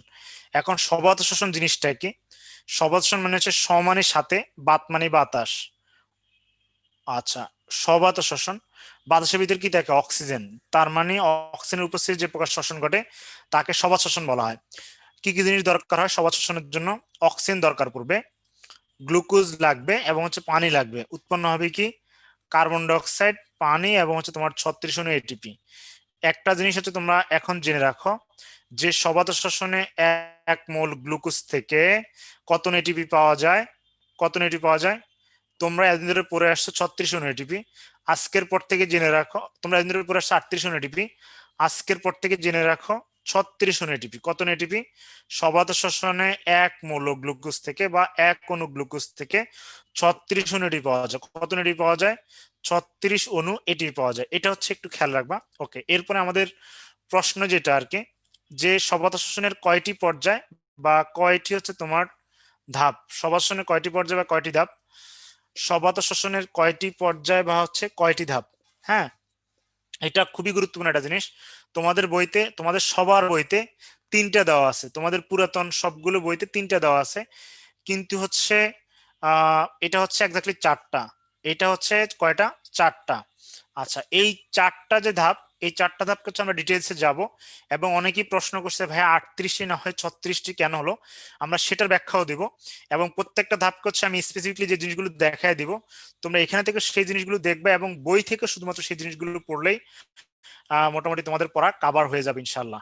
আচ্ছা, তাহলে আমরা চলে যাই। প্রথমে আমাদের কি ধাপ? গ্লাইকোলাইসিস। প্রথমে কি দেওয়া আছে? গ্লাইকোলাইসিস। গ্লাইকোলাইসিস জিনিসটা কি তোমরা একটু দেখতে হবে। দেখো, যে হচ্ছে শুধু গ্লাইকোলাইসিস সঙ্গে এভাবে মনে রাখবা, গ্লুকোজ থেকে পাইরুভিক অ্যাসিডে পরিণত যে প্রসেস বা প্রক্রিয়া তাকে গ্লাইকোলাইসিস বলা হয়। গ্লুকোজ 6 কার্বন বিশিষ্ট। কত কার্বন বিশিষ্ট? 6 কার্বন বিশিষ্ট। পাইরুভিক অ্যাসিড 3 কার্বন বিশিষ্ট। এখন দেখো, তুমি যদি হচ্ছে নর্মালি একটু ব্রেন দিয়ে চিন্তা করো, তাহলে এক অণু গ্লুকোজ থেকে কত অণু হচ্ছে পাইরুভিক অ্যাসিড তৈরি হবে? দেখো এখানে কার্বন 3টা, এখানে কার্বন 6টা, তাহলে স্বাভাবিকভাবে হচ্ছে তোমার 2 অণু পাইরুভিক অ্যাসিড উৎপন্ন হবে। তাহলে এক অণু গ্লুকোজ থেকে 2 অণু পাইরুভিক অ্যাসিড সৃষ্টি হওয়ার যে প্রসেস বা প্রক্রিয়া, এটাকে গ্লাইকোলাইসিস বলে। সাথে আর কি জিনিস উৎপন্ন করবে? সে ক্যাশ হচ্ছে 4 অণু এটিপি উৎপন্ন করবে এবং চেক হচ্ছে তোমার 2 অণু অ্যানাডিস্ট উৎপন্ন করবে। এখন তোমরা প্রশ্ন করতে পারো, ভাই আপনি ক্যাশ এবং চেক কেন বললেন? ক্যাশ বলছি এই কারণে যে এই 4 অণু এটিপি থেকে, এই 4 অণু এটিপি, এই 4 অণু এটিপি থেকে হচ্ছে তোমার 2 অণু এটিপি সে চাইলে খরচ করে ফেলতে পারে। দেখো তুমি যখন বাসা থেকে বের হও, তুমি যখন বাসা থেকে বের হও তখন কি তোমার বাবা তোমাকে চেক দেন নাকি হচ্ছে ক্যাশ টাকা দেন? ব্যাংকের চেক দেন নাকি হচ্ছে ক্যাশ টাকা দেন? অবশ্যই তোমাকে হচ্ছে ক্যাশ টাকা দেন। না হয় তোমাকে যদি চেক দিত তাহলে তুমি কি করতা? রাস্তায় বের হইতা। রিক্সাওয়ালা মামা যখন হচ্ছে তোমার ধরো ভাড়া চাইতো, তখন তুমি বলতো যে রাখো মামা, তোমার হচ্ছে যে এই চেক নিয়ে যাও, 20 টাকা রাখো, বাকি হচ্ছে যে টাকা হচ্ছে তোমার জন্য টিপস। ঠিক আছে, এভাবে কি বলার কি সুযোগ আছে? এভাবে বলার কোনো সুযোগ নাই। যার কারণে তোমার খরচ করার জন্য অবশ্যই ক্যাশ হচ্ছে এটিপি দরকার। তো গ্লাইকোলাইসিস এখানে 4 এটিপি থেকে 2 এটিপি খরচ করে ফেলে। 4 এটিপি থেকে কত এটিপি খরচ করে ফেলে? 2 এটিপি খরচ করে ফেলে। তাহলে হচ্ছে তোমার থাকবে হচ্ছে কত এটিপি? থাকবে কত এটিপি? আর থাকবে হচ্ছে তোমার 2 অণু এটিপি থাকবে। কত এটিপি থাকবে? 2 অণু এটিপি থাকবে। তাহলে তুমি একটা জিনিস ক্লিয়ার থাকো যে গ্লাইকোলাইসিস প্রক্রিয়ায় 2 অণু এটিপি হচ্ছে উৎপন্ন হয়, সাথে 2 অণু অ্যানাডিস্ট উৎপন্ন হয়। তাহলে এখানে তোমার তিনটা জিনিস উৎপন্ন হলো। একটা হচ্ছে 2 অণু পাইরুভিক অ্যাসিড, আমি সংক্ষেপে লিখলাম পাইরুভিক অ্যাসিডটা, 2 অণু পাইরুভিক অ্যাসিড, এবং হচ্ছে তোমার 2 অণু এটিপি, এবং 2 অণু 2 অণু NADH2। NADH2 তোমাকে যদি কেউ প্রশ্ন করে যে গ্লাইকোলাইসিস প্রক্রিয়া কি কি জিনিস উৎপন্ন হয়, তাহলে তুমি এই জিনিসটা বলে দিবা যে এই তিনটা জিনিস উৎপন্ন হয়, এই যে তিনটা জিনিস, এই তিনটা জিনিস উৎপন্ন হয়। আর যদি তোমাকে প্রশ্ন করে যে গ্লাইকোলাইসিস প্রক্রিয়ায় মোট কত অণু, গ্লাইকোলাইসিস প্রক্রিয়ায় মোট কত অণু এটিপি উৎপন্ন হয়, তাহলে তোমাকে একটু মানে ভিন্ন দিকে যাইতে হবে। সেটা হচ্ছে, আমরা জানি নরমালি তোমার গ্লাইকোলাইসিস প্রক্রিয়ায় 2 অণু NADH2 হচ্ছে তোমার উৎপন্ন হয়। এখন এই 2 অণু NADH2 এখান থেকে তো শক্তিতে পরিণত হতে পারবে না। এই 2 অণু NADH2 যখন হচ্ছে ইলেকট্রন ট্রান্সপোর্ট চেইন বা সিস্টেমে যাওয়ার আগে, ইলেকট্রন ট্রান্সপোর্ট চেইন বা সিস্টেমে যাওয়ার আগে এটা কি করবে? দুইটা হচ্ছে এটিপি হারায়া এটা হচ্ছে FADH2 তে পরিণত হবে। কিসে পরিণত হবে? FADH2 তে পরিণত হবে। কিসে পরিণত হবে? FADH2 তে পরিণত হবে। এখন আমরা জানি একটা FADH2 থেকে হচ্ছে তোমার দুইটা এটিপি উৎপন্ন হয়, তাহলে দুইটা FADH2 থেকে হচ্ছে তোমার 4টা এটিপি উৎপন্ন হবে। কয়টা এটিপি উৎপন্ন হবে? 4টা এটিপি উৎপন্ন হবে। তাহলে এখানে হলো 4টা এটিপি আর এখানে হচ্ছে 2টা এটিপি। তাহলে গ্লাইকোলাইসিস প্রক্রিয়ায় মোট এটিপির সংখ্যা কত? গ্লাইকোলাইসিস প্রক্রিয়ায় মোট এটিপির সংখ্যা হচ্ছে 6। গ্লাইকোলাইসিস প্রক্রিয়ায় মোট এটিপির সংখ্যা কত? গ্লাইকোলাইসিস প্রক্রিয়ায় মোট এটিপির সংখ্যা 6। তাহলে তোমাদেরকে আরেকটা জিনিস, এই জিনিসটা হচ্ছে তোমরা ক্লিয়ার থাকো যে গ্লুকোজ থেকে কি কি জিনিস উৎপন্ন হয়, উৎপন্ন হওয়ার ক্ষেত্রে NADH2 বলবা, কিন্তু এটিপির হিসাব করার সময় তোমাকে FADH2 দিয়ে হিসাব করতে হবে। কারণ কি? কারণ হচ্ছে NADH2 ইলেকট্রন ট্রান্সপোর্ট চেইনে যাওয়ার আগে FADH2 তে পরিণত হয়ে যায়।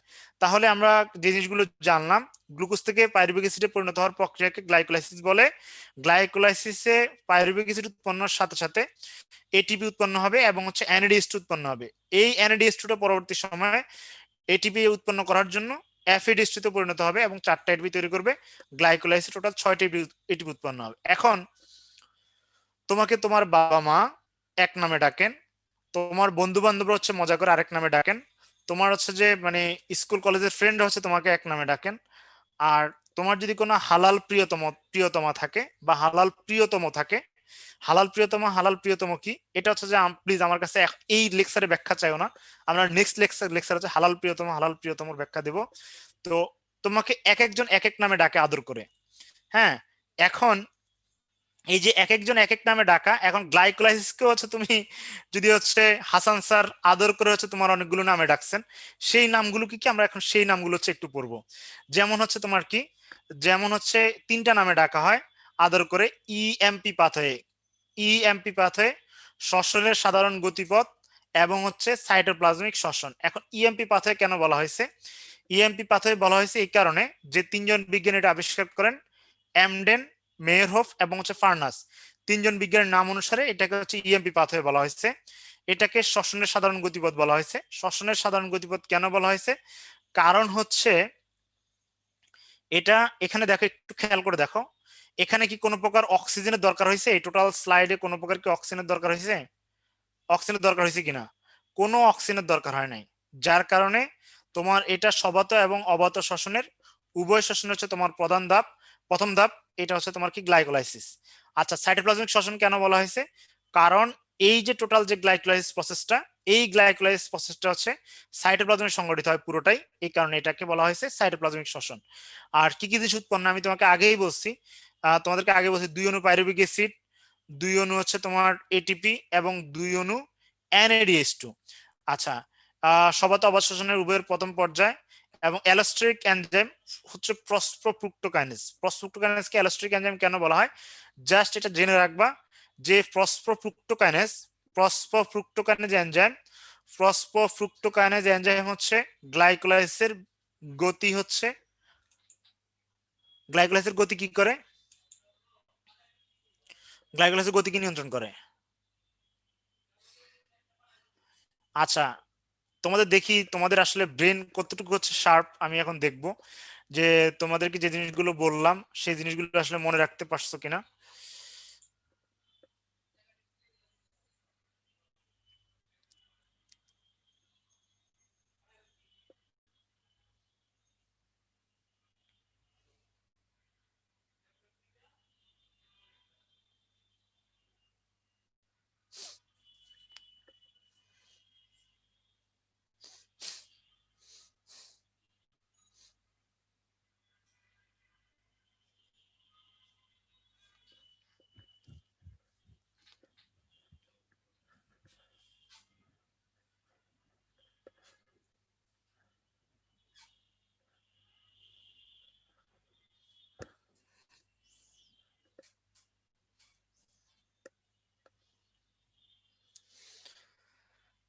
আচ্ছা আচ্ছা, কিছুদিন আগে প্রধান নির্বাচন কমিশনার বলছিলেন যে আমেরিকান নির্বাচন ব্যবস্থায় আমেরিকা হচ্ছে বাংলাদেশের কাছ থেকে শিখতে পারে যে কিভাবে 5 থেকে 10 মিনিটের মধ্যে নির্বাচনের ফলাফল দিতে হয়। আমার কাছে মনে হয় বাংলাদেশের নির্বাচন কমিশন রেটনার কাছ থেকে শিখতে পারে যে কেউ হচ্ছে তোমার 5 থেকে 10 সেকেন্ডের মধ্যে ফলাফল ঘোষণা করতে হয়। 5 থেকে 10 সেকেন্ডের মধ্যে ফলাফল ঘোষণা করতে হয়। দেখো তোমাদের ফলাফল, যে হচ্ছে প্রশ্নদানের শতকরা কত ভাগ পত্রান্তরের মাধ্যমে হয়। যারা 90 থেকে 95 দিছো ভাই, তোমরা এখনো ব্যাকডেটেড আছো। যারা 95 থেকে 98 ভাগ দিছো, তোমাদেরকে অনেক অনেক ধন্যবাদ। বাকিদের জন্য দোয়া। তোমরা হচ্ছে সঠিক উত্তরে ফিরে আসো, সঠিক পথে ফিরে আসো। 95 থেকে 98 ভাগ হচ্ছে তোমার সঠিক উত্তর। ঠিক আছে, ওকে, আমরা আমাদের লেকচারে চলে যাচ্ছি। লেকচারে কি দেওয়া আছে? আচ্ছা, ওকে, আমরা গ্লাইকোলাইসিসটা পাইলাম। গ্লাইকোলাইসিসের সর্বশেষ কি উৎপন্ন হয়, জাস্ট এই জিনিসটা হচ্ছে আপাতত মাথায় রাখো। গ্লাইকোলাইসিসের সর্বশেষ উৎপন্ন হচ্ছে পাইরুভিক অ্যাসিড। এখন এই পাইরুভিক অ্যাসিড হচ্ছে অক্সিডেশন। আচ্ছা, গ্লাইকোলাইসিস নিয়ন্ত্রিত হয় 3টা জিনিস দ্বারা। গ্লাইকোলাইসিস নিয়ন্ত্রিত হয় 3টা জিনিস দ্বারা। দেখো, তোমাদের মেডিকেলে চান্স পাওয়া নিয়ন্ত্রিত হবে হচ্ছে তোমার জিপিএ দ্বারা। তোমাদের মেডিকেলে চান্স পাওয়া নিয়ন্ত্রিত হবে জিপিএ দ্বারা। হ্যাঁ, এখন এই জিপিএ দ্বারা তোমাদের মেডিকেল ট্রান্সপোর্ট যেরকম নিয়ন্ত্রিত হবে, গ্লাইকোলাইসিস নিয়ন্ত্রিত হবে। গ্লাইকোলাইসিস কি কি দ্বারা নিয়ন্ত্রিত হয়? গ্লুকোজ, গ্লুকোজ, এই যে গ্লুকোজ দেওয়া আছে। এরপর হচ্ছে পিতে হচ্ছে ফসফোফ্রুক্টোকাইনেজ এবং এতে হচ্ছে এটিপি। এই 3টা জিনিস দ্বারা গ্লাইকোলাইসিস নিয়ন্ত্রিত হয়। এই যে তোমার গ্লাইকোলাইসিস নিয়ন্ত্রিত হয় কি দ্বারা? জিপিএ দ্বারা, গ্লুকোজ, এটিপি এবং হচ্ছে ফসফোফ্রুক্টোকাইনেজ। ওকে, আচ্ছা, আমরা সর্বশেষ ধাপে ওখানে কি পাইছিলাম? সর্বশেষ ধাপে পাইছিলাম হচ্ছে পাইরুভিক অ্যাসিড। হ্যাঁ, এখন পাইরুভিক অ্যাসিড হচ্ছে 3 কারণ বিশিষ্ট। এটা তোমরা জানো যে পাইরুভিক অ্যাসিড কত কারণ বিশিষ্ট? 3 কারণ বিশিষ্ট। এখন 3 কারণ বিশিষ্ট এই পাইরুভিক অ্যাসিড থেকে একটা কার্বন ডাই অক্সাইড বের হয়ে গিয়ে অ্যাসিটাইল কো উৎপন্ন হয়। অ্যাসিটাইল কো উৎপন্ন হয়। অ্যাসিটাইল কোটা তাহলে কত কার্বন বিশিষ্ট হবে? 2 কার্বন বিশিষ্ট হবে। এখন দেখো, 2টা পাইরুভিক অ্যাসিড থেকে 2টা কার্বন ডাই অক্সাইড বের হয়ে গিয়ে 2টা অ্যাসিটাইল তৈরি করবে। সাথে সাথে সে হচ্ছে তোমার 2টা এনএডি থেকে 2টা NADH2 উৎপন্ন করবে। এখন তোমাদেরকে যদি বলা হয় যে এখানে এই যে সেকেন্ড ধাপে এক্স্যাক্টলি কি কি জিনিস উৎপন্ন হয় তোমরা জাস্ট এটা মনে রাখবা যে দুইয়ের গল্প মানে কি, যে হচ্ছে পাইরুভিক অ্যাসিডের অক্সিডেশন বা অ্যাসিটাইল কোয়ে সৃষ্টি, এটা হচ্ছে সেকেন্ড পর্যায়। এবং এরপর যেটা মনে রাখবা, দুই অণু পাইরুভিক অ্যাসিডের উপরে কাজ করা হয়, দুই অণু কার্বন ডাই অক্সাইড বের হয়ে যায় এবং দুই অণু অ্যাসিটাইল কো উৎপন্ন হয়, যেটা হচ্ছে অ্যাসিটাইল কো, এটা দুই কার্বন বিশিষ্ট, এবং দুই অণু NAD থেকে দুই অণু NADH উৎপন্ন হয়। এখন তোমরা আমাকে বলো, এখানে একটা চেক পাওয়া গেছে, এই চেকটাকে তুমি যদি ভাঙো ইলেকট্রন ট্রান্সপোর্ট সিস্টেমে, তাহলে তোমার কত অণু এটি উৎপন্ন হবে? আমরা জানি এক অণু NADH2 থেকে, এক অণু NADH2 থেকে হচ্ছে 3 অণু ATP পাওয়া যায়। তাহলে স্বাভাবিকভাবে দুই অণু NADH2 থেকে হচ্ছে কত অণু ATP পাওয়া যাবে? 6 অণু ATP পাওয়া যাবে। কত অণু ATP পাওয়া যাবে? 6 অণু ATP পাওয়া যাবে। তাহলে এই জিনিসটা ক্লিয়ার কিনা? তাহলে আমরা এর আগে গ্লাইকোলাইসিসে পাইছিলাম 6 অণু এটিপি, এখন অ্যাসিটাইল কোতে আমরা পাইছি 6 অণু এটিপি। এখন আরেকটা খুবই গুরুত্বপূর্ণ প্রশ্ন, আমরা জানি সবাত শ্বসনে কার্বন ডাই অক্সাইড উৎপন্ন হয়। এখন তোমাকে যদি আমি প্রশ্ন করি সবাত শ্বসনের কোন ধাপে, সবাত শ্বসনের কোন ধাপে সর্বপ্রথম কার্বন ডাই অক্সাইড উৎপন্ন হয়, তাহলে তুমি যেটা বলবা সেটা হচ্ছে পাইরুভিক অ্যাসিড অক্সিডেশন বা অ্যাসিটাইল কোয়ে সৃষ্টি ধাপে এটা উৎপন্ন হয়। এখন এটা খুবই খুবই গুরুত্বপূর্ণ একটা জিনিস, যে তোমার কি কি জিনিস উৎপন্ন হবে এখানে, দুই অণু কার্বন ডাই অক্সাইড উৎপন্ন হবে, দুই অণু, এই যে দুই অণু কার্বন ডাই অক্সাইড উৎপন্ন হবে, দুই অণু অ্যাসিটাইল কো উৎপন্ন হবে এবং দুই অণু NADH2 উৎপন্ন হবে। এই দুই অণু NADH2 থেকে আমরা জানি এক অণু NADH2 থেকে 3 অণু ATP পাওয়া যায়। তাহলে দুই অণু NADH2 থেকে কত অণু ATP পাওয়া যাবে? 6 অণু ATP পাওয়া যাবে। তাহলে আমরা এখন এর পরের ধাপে কোনটাকে নিয়ে যাব? এর পরের ধাপে শুধু হচ্ছে অ্যাসিটাইল কোয়েটাকে নিয়ে যাব। বাকি দুটো জাস্ট মনে রাখলেই চলবে। আমরা এর পরের ধাপে অ্যাসিটাইল কোয়েকে নিয়ে যাব। অ্যাসিটাইল কোয়েটা যদি আমরা এর পরের ধাপে নিয়ে যাই, তাহলে এটা হচ্ছে ক্রেবস চক্র। ক্রেবস চক্রে আমরা এটাকে নিয়ে যাব। ক্রেবস চক্রে আগে থেকেই হচ্ছে তোমার একটা জিনিস হচ্ছে তৈরি হয়ে থাকে, সেটা হচ্ছে অক্সালো অ্যাসিটিক অ্যাসিড। এটা মাইটোকন্ড্রিয়ার হচ্ছে তোমার ইনার ম্যাট্রিক্সে আগে থেকেই থাকে, যার কারণে এটাকে বলা হয় আবাসিক অণু। তাহলে যদি তোমাকে প্রশ্ন করা হয় আবাসিক অণু কাকে বলা হয় ক্রেবস চক্রে, আবাসিক অণু বলা হয় অক্সালো অ্যাসিটিক অ্যাসিডকে। এই অক্সালো অ্যাসিটিক অ্যাসিড, জাস্ট এই চিত্রটা দেখো, দেখো এই যে অক্সালো অ্যাসিটিক অ্যাসিড আগে থেকে হচ্ছে তোমার উৎপন্ন হয়ে আছে, এই অক্সালো অ্যাসিটিক অ্যাসিডের সাথে যদি তুমি অ্যাসিটাইল কোয়ে যদি যোগ করো, তাহলে যেটা পাবা সেটা হচ্ছে সাইট্রিক অ্যাসিড পাবা। কি পাবা? সাইট্রিক অ্যাসিড পাবা। অক্সালো অ্যাসিটিক অ্যাসিড 4 কার্বন বিশিষ্ট, অ্যাসিটাইল কোয়ে হলো 2 কার্বন বিশিষ্ট। তাহলে সাইট্রিক অ্যাসিড কত কার্বন বিশিষ্ট হবে? সাইট্রিক অ্যাসিড হচ্ছে 6 কার্বন বিশিষ্ট হবে। কত কার্বন বিশিষ্ট হবে? 6 কার্বন বিশিষ্ট হবে। এই জিনিসটা জাস্ট মাথায় রাখো, তাহলে হবে। এখন ওই যে বললাম যে তোমার বাবা মা, তোমার ভাই বোন, তোমার আত্মীয় স্বজন, 14 গোষ্ঠী প্রত্যেকেই তোমাকে আলাদা আলাদা করে আদর করে, তোমার হালাল প্রিয়তমা তোমাকে আদর করে অনেকগুলো নামে ডাকে। সেই যে অনেকগুলো নামে ডাকা, ক্রেবস সাইকেলকে আদর করে হাসান স্যার অনেকগুলো নামে ডাকছেন, সেগুলোর নামগুলো কি কি? CAC। ঠিক আছে, নামগুলো শুনে হচ্ছে যে আদরের নাম মনে হচ্ছে না, তাও তোমাদেরকে আদর দিয়ে মনে রাখতে হবে। CAC বা এবং TCA। CAC মানে কি? Citric acid cycle. দেখো অ্যাসিটাইল কোয়ে এবং অক্সালো অ্যাসিটিক অ্যাসিড বিক্রিয়া করে সর্বপ্রথম কি উৎপন্ন করে? সাইট্রিক অ্যাসিড উৎপন্ন করে। সাইট্রিক অ্যাসিড উৎপন্ন করে, যার কারণে এটাকে সাইট্রিক অ্যাসিড সাইকেলও বলা হয়। কি বলা হয়? সাইট্রিক অ্যাসিড সাইকেলও বলা হয়। Is it clear? যদি ক্লিয়ার হও তাহলে হচ্ছে এটা ক্লিয়ার। আচ্ছা, এখন এই সাইট্রিক অ্যাসিডকে তুমি যদি গাঠনিক সংকেত অনুসারে সাজাও, সাইট্রিক অ্যাসিডকে তুমি যদি গাঠনিক সংকেত অনুসারে সাজাও, এরকম 3টা কার্বক্সিলিক মূলক পাবা। হ্যাঁ, যার কারণে এটাকে ট্রাই কার্বক্সিলিক অ্যাসিড সাইকেলও বলা হয়। কি বলা হয়? ট্রাই কার্বক্সিলিক অ্যাসিড সাইকেলও বলা হয়ে থাকে।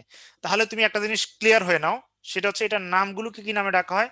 প্রথমে CAC নামে ডাকা হয়, এরপর হচ্ছে TCA নামে ডাকা হয়। আচ্ছা, এখন এই ক্রেবস চক্রে সাইট্রিক অ্যাসিড উৎপন্ন হওয়ার সাথে সাথে সে আরো কিছু জিনিস উৎপন্ন করবে। প্রথমে সে সাইট্রিক অ্যাসিড উৎপন্ন করলো, এরপরে সে হচ্ছে তোমার চেক তৈরি করবে, 6 অণু NADH2, 2 অণু FADH2 চেক তৈরি করবে, এবং হচ্ছে 2 অণু ATP চেক তৈরি করবে, এবং 2 অণু ATP ক্যাশ তৈরি করবে, এবং 4 অণু কার্বন ডাই অক্সাইড তৈরি করবে। তাহলে এই জিনিসগুলো খেয়াল রাখবা যদি বলা হয় যে তোমার টোটাল ক্রেবস চক্রে কি কি জিনিস উৎপন্ন হয়, বলবা যে সাইট্রিক অ্যাসিড 6 কার্বন বিশিষ্ট, আর 6 অণু NADH2, যেটা ভাঙলে হচ্ছে ইলেকট্রন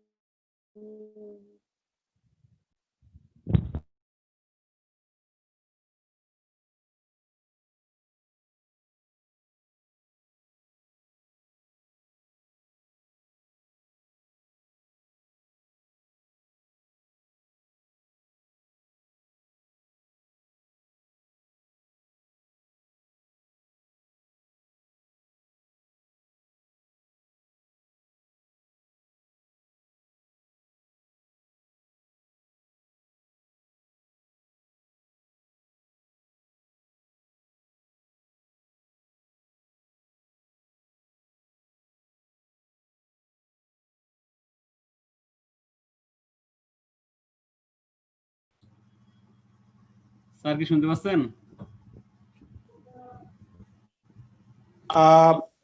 ভাইরা তোমরা একটু ধৈর্য সহকারে একটু অপেক্ষা করো। আমাদের নেট কানেকশনটা চলে গেছে। ইনশাআল্লাহ খুব শীঘ্র আমরা ফিরে আসবো। সেটটা অফ করে দে, খোলা ফোন সেট করে।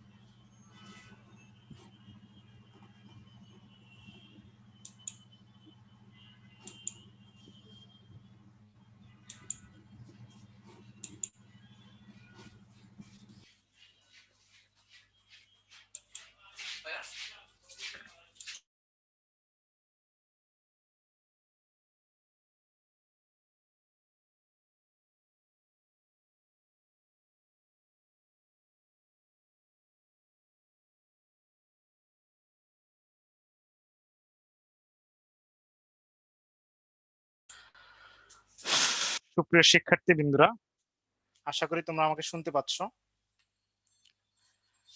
জাস্ট যে জিনিসটা প্রথমেই বলছিলাম যে আসলে আমরা উন্নয়নের মহাসড়কে উন্নয়নের অগ্রযাত্রায় ভেসে যাচ্ছি, যার কারণে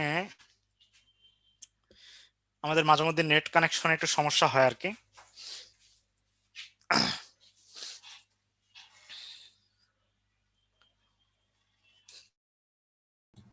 স্যার এখন ঠিক আছে, আপনি ক্যারি অন। আচ্ছা, তোমরা আমাকে যারা শুনছো একটু হচ্ছে মনোযোগ সহকারে হচ্ছে যে দেখতে হবে। আচ্ছা, যে জায়গায় আমরা ছিলাম, যে আমরা কি বলছিলাম যে ক্রেবস চক্রে কি কি জিনিস উৎপন্ন হয়? সাইট্রিক অ্যাসিড উৎপন্ন হবে, 6 অণু NADH উৎপন্ন হবে, 2 অণু FADH উৎপন্ন হবে, এবং 2 অণু ATP উৎপন্ন হবে, এবং হচ্ছে 4 অণু কার্বন ডাই অক্সাইড উৎপন্ন হবে। এখন এগুলোকে যদি আমরা যদি ভাঙি, 18 অণু ATP, 4 অণু ATP এবং হচ্ছে 2 অণু ATP, তাহলে ক্রেবস চক্রের টোটাল এটিপির সংখ্যা কতটি? ক্রেবস চক্রের টোটাল এটিপির সংখ্যা হচ্ছে 24টি। কতটি? 24টি। ক্রেবস চক্রের টোটাল এটিপির সংখ্যা হচ্ছে 24টি। এখন তাহলে আমরা আগে পাইছিলাম গ্লাইকোলাইসিসে পাইছিলাম 6টা এটিপি, এবং গ্লাইকোলাইসিসে পাইছি হচ্ছে 6টা এটিপি, এবং অ্যাসিটাইল কোয়ে সিস্টি বা হচ্ছে পাইরুভিক অ্যাসিড অক্সিডেশনে পাইছি 6টা এটিপি। তাহলে দুইটা মিলে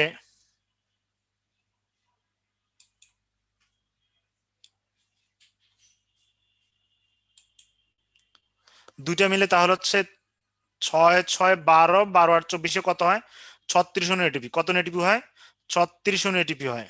কত এটিপি হয়? 36। আচ্ছা, এটা হচ্ছে তোমরা একটু খেয়াল রাখবা যে গ্লাইকোলাইসিসে 6 অণু এটিপি, অ্যাসিটাইল কোএসিস্টি বা হচ্ছে পাইরুভিক অ্যাসিড অক্সিডেশনে 6 অণু এটিপি, এবং হচ্ছে ক্রেবস চক্রে 24 অণু এটিপি উৎপন্ন হয়। তাহলে টোটাল হচ্ছে তোমার 36 অণু এটিপি উৎপন্ন হয়। আচ্ছা, ক্রেবস চক্রে জিনিসটা কোথায় ঘটে? এই জিনিসগুলো জাস্ট একবার রিডিং দিলেই পারবা। মাইটোকন্ড্রিয়াল ম্যাট্রিক্সে সংগঠিত হয়। একে সাইট্রিক অ্যাসিড চক্র বা ট্রাইকার্বজের চক্র বলে। এখানে হচ্ছে তোমার স্যার অ্যাডলফ হ্যান্স ক্রেবস হচ্ছে রসায়নে নোবেল পুরস্কার লাভ করেন। প্রথম উৎপন্ন পদার্থ সাইট্রিক অ্যাসিড। এরপরে কি উৎপন্ন হয়? NADH উৎপন্ন হয়, FADH উৎপন্ন হয়, কার্বন ডাইঅক্সাইড উৎপন্ন হয়, ATP উৎপন্ন হয়। আর নিয়ন্ত্রক হচ্ছে আইসোসাইট্রেট ডিহাইড্রোজেনেজ এনজাইম। আইসোসাইট্রেট dehydrogenase enzyme. আচ্ছা, এরপরে আমরা সামনে চলে যাই। ইলেকট্রন ট্রান্সপোর্ট চেইন বা সিস্টেম থেকে আমি খুব একটা জিনিস পড়াবো না, তোমাদের বইতে যে জিনিসগুলো দেওয়া আছে সেই জিনিসগুলো তো অবশ্যই পড়বা, সাথে হচ্ছে এই জিনিসগুলো দেখবে একটু কোথায় সংগঠিত হয়, মাইটোকন্ড্রিয়ার ইনার মেমব্রেনে সংগঠিত হয়। আর অক্সিডেটিভ ফসফোরিলেশন মানে কি? অক্সিডেটিভ ফসফোরিলেশন মানে হচ্ছে এটিপি তৈরির প্রক্রিয়া। আর ফটোফসফোরিলেশন জিনিসটা কি? ফটোফসফোরিলেশন তোমার আলোক শক্তিকে ব্যবহার করে এটিপি তৈরির প্রক্রিয়া। দুইটা হচ্ছে একটু খেয়াল রাখবা। এটিপি তৈরির প্রক্রিয়াকে তোমার অক্সিডেটিভ ফসফোরিলেশন বলা হবে। আর ইলেকট্রন গ্রহীতা কোনটি? এফ-এডি হলো প্রথম ইলেকট্রন গ্রহীতা, এটা খুব ইম্পর্টেন্ট একটা ইনফরমেশন। আর অক্সিজেন হলো ইলেকট্রনের শেষ গ্রহীতা, এফ-এডি হলো ইলেকট্রনের প্রাথমিক গ্রহীতা, এবং অক্সিজেন হলো ইলেকট্রনের শেষ গ্রহীতা। ঠিক আছে? আচ্ছা, এরপর হচ্ছে কতটি এটিপি থেকে কি তৈরি হয়? প্রতিটি NADH2 থেকে হচ্ছে তোমার 3টে এটিপি তৈরি হয়, আর প্রতিটি FADH2 থেকে হচ্ছে 2টা এটিপি উৎপন্ন হয়। তাহলে তুমি এখান থেকে যে জিনিসগুলো জানলা সেই জিনিসগুলো হচ্ছে তোমার টোটাল ওভারঅল যদি আমি বলি, তোমার সমাজ শ্বসনের 4টা ধাপ বা 4টা পর্যায়। প্রথম পর্যায়ের নাম কি? গ্লাইকোলাইসিস। দ্বিতীয় পর্যায়ের নাম পাইরুভিক অ্যাসিডের অক্সিডেশন। তৃতীয় পর্যায়ে ক্রেবস চক্র। 4 নম্বর পর্যায়ে হচ্ছে ইলেকট্রন ট্রান্সপোর্ট চেইন বা সিস্টেম। এখন এটিপি যদি বলি, এক মূল গ্লুকোজ থেকে 36 অণু এটিপি পাওয়া যায়। এখানে গ্লাইকোলাইসিসে 6 অণু এটিপি, অ্যাসিটাইল কোএসিসটি বা পাইরুভিক অ্যাসিডের অক্সিডেশনে 6 অণু এটিপি, এবং ক্রেবস চক্রে 24 অণু এটিপি উৎপন্ন হয়। আর সর্বপ্রথম কার্বন ডাই অক্সাইড উৎপন্ন হয় কোন ধাপে? সর্বপ্রথম কার্বন ডাই অক্সাইড উৎপন্ন হয় পাইরুভিক অ্যাসিডের অক্সিডেশন বা অ্যাসিটাইল কোএসিসটি ধাপে। এবং প্রত্যেকটা ধাপে কি কি জিনিস উৎপন্ন হয় এই জিনিসগুলো তোমাদের জন্য খুবই গুরুত্বপূর্ণ। আচ্ছা, এই গেল আমাদের হচ্ছে টোটাল প্রক্রিয়া। আচ্ছা, আমরা তোমাদেরকে দেখি তোমাদের ক্লাসে মনোযোগ আছে কিনা, আমরা একটু চেক করে দেখি।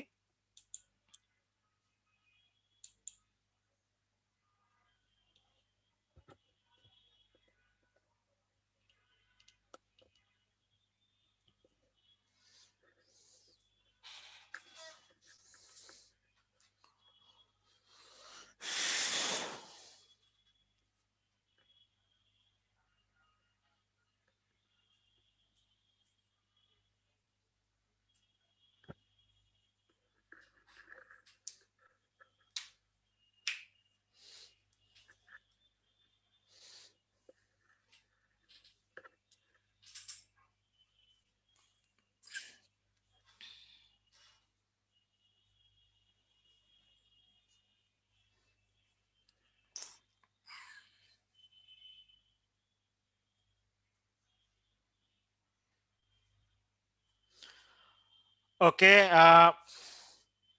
আমেরিকার প্রেসিডেন্ট নির্বাচনে ডোনাল্ড ট্রাম্প নির্বাচনে কারচুপির হচ্ছে প্রশ্ন তুলতে পারলেও তোমরা রিটনার এই পোলিং সিস্টেমে প্রশ্ন তোলার কোনো সুযোগ নেই। এখানে তোমাদের এখন ফলাফল দেখা যাবে তোমরা আসলে যে জিনিসটা দাগাইছো এক্স্যাক্টলি তোমাদের অ্যান্সার সঠিক হয়েছে কিনা। দেখো তোমরা, মানে দুর্ভাগ্যজনক সত্য যে হচ্ছে ক্রেবস চক্রের প্রথম উৎপন্ন পদার্থ আমি একবারও অ্যাসিটিক অ্যাসিডের নামও নেই নাই, এবং হচ্ছে একবারও অ্যামিনো অ্যাসিডের নামও নেই নাই। অথচ তোমরা এই জিনিসগুলো তোমরা দাগাইছো। ক্রেবস চক্রের প্রথম উৎপন্ন পদার্থ কোনটা? সেটা হচ্ছে সাইট্রিক অ্যাসিড। এই জিনিসটা তোমরা মানে না পারাটা খুবই দুঃখজনক, খুবই দুঃখজনক। আচ্ছা, ওকে, আমরা এরপর সামনে চলে যাচ্ছি। সামনে কি দেওয়া আছে? আচ্ছা, দেখি এই জিনিসটা হচ্ছে তোমরা একটু একটু আগে পড়াইছি, দেখি মনে আছে কিনা তোমাদের।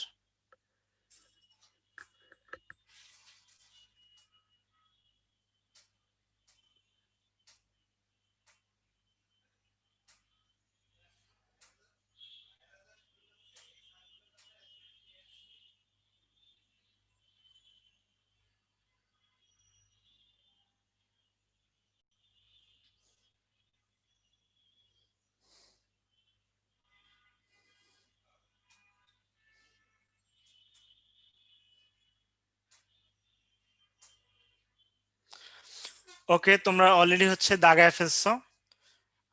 সেটা হচ্ছে একটা হিউজ সংখ্যক স্টুডেন্ট হচ্ছে এখন এই জিনিসটা ভুল করছে।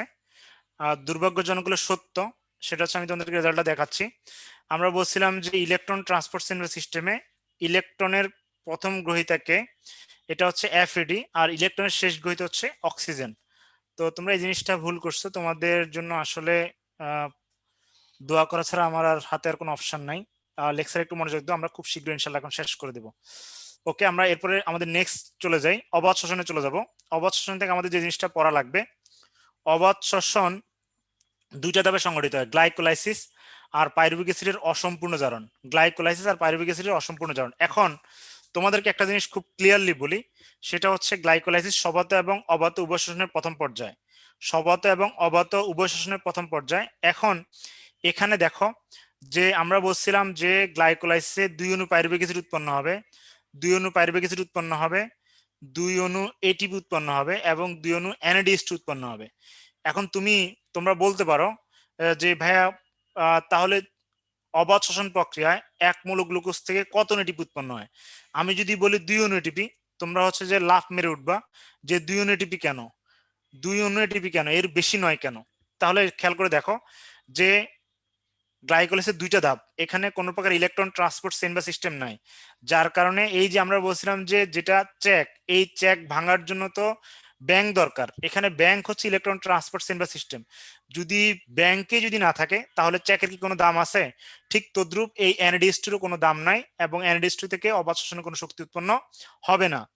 আর পাইরুভিক অ্যাসিড অসম্পূর্ণ জারণে দুইটা জিনিস উৎপন্ন হয়, একটা হচ্ছে ইথানল ও কার্বন ডাইঅক্সাইড অথবা ল্যাকটিক অ্যাসিড। এখানে কোনো প্রকার শক্তি উৎপন্ন হয় না, এখানে কোনো প্রকার শক্তি উৎপন্ন হয় না। বুঝা গেছে কিনা? এখানে কোনো প্রকার শক্তি উৎপন্ন হয় না। তাহলে তুমি জাস্ট একটা জিনিস খেয়াল রাখো যে 2 অণু পাইরুভিক অ্যাসিড থেকে কোনো শক্তি উৎপন্ন হইলো না, 2 অণু পাইরুভিক অ্যাসিড থেকে কোনো শক্তি উৎপন্ন হইলো না, এরপরে 2 অণু NADH থেকে কোনো শক্তি উৎপন্ন হইলো না, তাহলে বাকি থাকে কি? 2 অণু এটিপি। এই 2 অণু এটিপি হচ্ছে টোটাল অবাধ শ্বসনের শক্তির পরিমাণ। এখন আমরা জানি তাহলে বিষয়টা কি দাঁড়াইলো যে সবাত শ্বসনে 36 অণু এটিপি, অবাধ শ্বসনে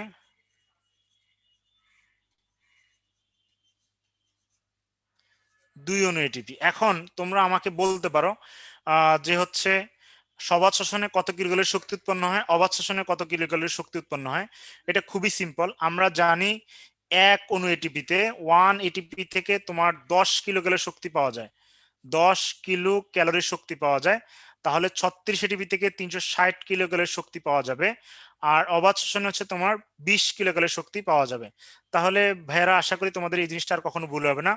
সবাধ শোষণে 36 এটিপি উৎপন্ন হবে 1 মোল গ্লুকোজ থেকে, আর অবাধ শোষণ হচ্ছে তোমার 1 মোল গ্লুকোজ থেকে উৎপন্ন হবে হচ্ছে 2 অণু এটিপি। ঠিক আছে, ক্লিয়ার কিনা? এরিঙ্গে না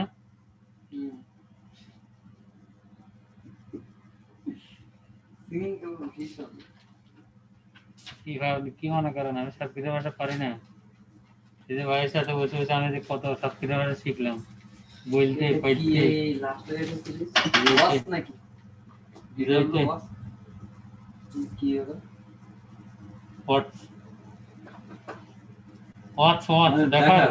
WTCH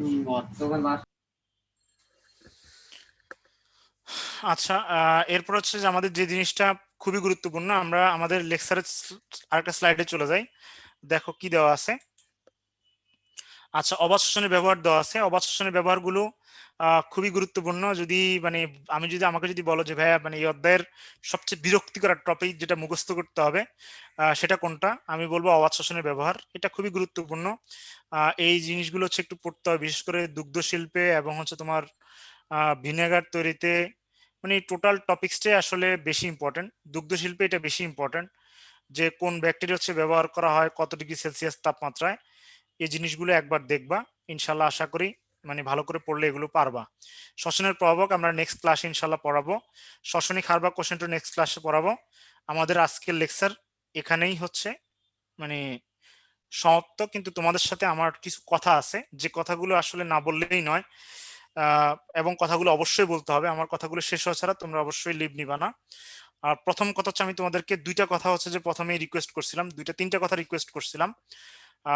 লাস্ট কথা যেটা বলছিলাম যে দেখো যে তুমি পড়াশোনা করবে হচ্ছে তোমার বাবা মায়ের জন্য, এটা তোমাদেরকে আমি বলছি। তোমরা জানি না এই জিনিসটা ফিল করছো কিনা, যদি ফিল করে থাকো তাহলে তোমাদেরকে আমি যেটা বলবো সেটা হচ্ছে তুমি যে স্বপ্ন দেখতেছো সেই স্বপ্ন যদি হচ্ছে স্বপ্নের পূরণ করার জন্য তুমি যদি পরিশ্রম করতে পারো তাহলে এতটুকু নিশ্চিত থাকতে পারো যে উপরওয়ালা হয় তোমাকে ওই স্বপ্ন পূরণ করাবেন, অথবা এর চেয়ে বড় কোনো জিনিস তোমার জন্য অপেক্ষায় রাখছেন।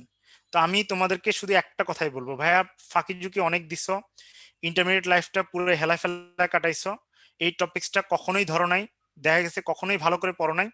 জাস্ট জাস্ট আগামী 2টা দিন পড়ো, মানে বিশ্বাস করো যে জিনিসগুলো আমি দেখাই দিছি এবং যে জিনিসগুলো তোমাদেরকে পিডিএফ এ দাগায় দেওয়া হয়েছে, এই 2টা জিনিসের কম্বিনেশন করে তুমি যদি পড়তে পারো, এই অধ্যায়ে তোমার যে ভীতি, এই অধ্যায়ে তোমার যে ভয়, সবকিছুই কেটে যাবে ইনশাল্লাহ। আর সর্বশেষ আমি যেটা বলবো সেটা হচ্ছে জিকে ইংলিশ, এই জিনিসটা হচ্ছে তোমরা অনেকেই হচ্ছে পড়াশোনা করতেছো না।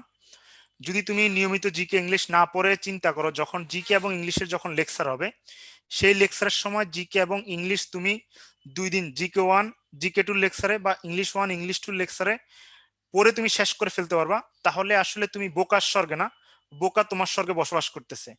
আমরা প্রত্যাশা করি তোমরা সবাই মেডিকেলে চান্স পাও, যার কারণে তোমাদের প্রিপারেশনটা হইতে হবে ওই লেভেলের, সর্বোচ্চ লেভেলের। তোমাদেরকে যে রিকোয়েস্ট আমি এখন করবো সেটা হচ্ছে জিকে ইংলিশ প্রতিদিন অল্প অল্প করে অন্তত তোমাকে করতে হবে এবং ভালোভাবে শেষ করতে হবে। আমরা তোমাদের শুভাকাঙ্ক্ষী, আমরা তোমাদের সবসময় ভালো চাই। আমরা প্রত্যাশা করব তোমরা হচ্ছে এই যে থার্ড পেজে যারা স্টুডেন্ট আছো, তোমরা অনেক বেশি ট্যালেন্টেড এবং অনেক বেশি পরিমাণ মেধাবী। তোমাদের জন্য আমরা সবসময় আল্লাহর কাছে দোয়া করি। রেটিনার স্টুডেন্টদের জন্য আমাদের দোয়া সবসময় থাকে। তো তোমাদের জন্য আমাদের দোয়া আছে, ভালোবাসা আছে। কিন্তু ভাইয়ারা একটা জিনিস খেয়াল রাখবা, যে মেডিকেলে তুমি যদি চান্স পাও, জাস্ট একটা জিনিস ইমাজিন করো যে তুমি ভর্তি পরীক্ষার রেজাল্ট দিলো, রেজাল্ট দেওয়ার 1 সেকেন্ড আগেও তুমি হচ্ছে সাধারণ স্টুডেন্ট, 1 সেকেন্ড পরে তুমি মেডিকেল স্টুডেন্ট। জাস্ট এই জিনিসটা ফিল করো, মানে তোমার লাইফে এর চাইতে বড় আনন্দের উপলক্ষ তোমার জীবনে আর কখনোই আসবে না, কখনোই আসবে না। তুমি জাস্ট হচ্ছে এই জিনিসটা হচ্ছে একটু মানে ইমাজিন করো যে মেডিকেলের চান্স পেলে তোমার জীবনটা কেমন হবে, মেডিকেলের চান্স না পেলে তোমার জীবনটা কেমন হবে। আমরা বিশ্বাস করি যে তোমার জন্য বেস্ট এবং ভালো একটা জিনিস অপেক্ষা করতেছে। তো সে পর্যন্ত তোমরা সবাই ভালো থাকো। নেক্সট দিন আমি তোমাদের কাছে অবশ্যই জিনিসগুলো পড়াগুলো আমি জানতে চাইবো পড়াশোনা করছো কিনা, এবং তোমাদের যে সমস্যাগুলো আছে পড়তে গিয়ে তোমাদের যে সমস্যাগুলো মনে হবে সেগুলো টুকে রাখো, অপ্রাসঙ্গিক বিষয় পড়ার দরকার নাই। এই সাবজেক্টে রিলেটেড যেগুলো আমি পড়তে বলছি এগুলাই দেখো, এগুলোর ভিতরে সমস্যা মনে হলে আমাকে জানাও, ইনশাল্লাহ আমি সলভ দেওয়ার চেষ্টা করব। সে পর্যন্ত তোমরা সবাই ভালো থাকো। অবশ্যই তোমাদের সাথে আমাদের মিডল কলেজের গুলো ক্যাম্পাস দেখা হবে এই প্রত্যাশা করে আজকের মতো হচ্ছে বিদায় নিচ্ছি। ভালো থাকো, দোয়া এবং ভালোবাসা। আসসালামু আলাইকুম রহমতুল্লাহ।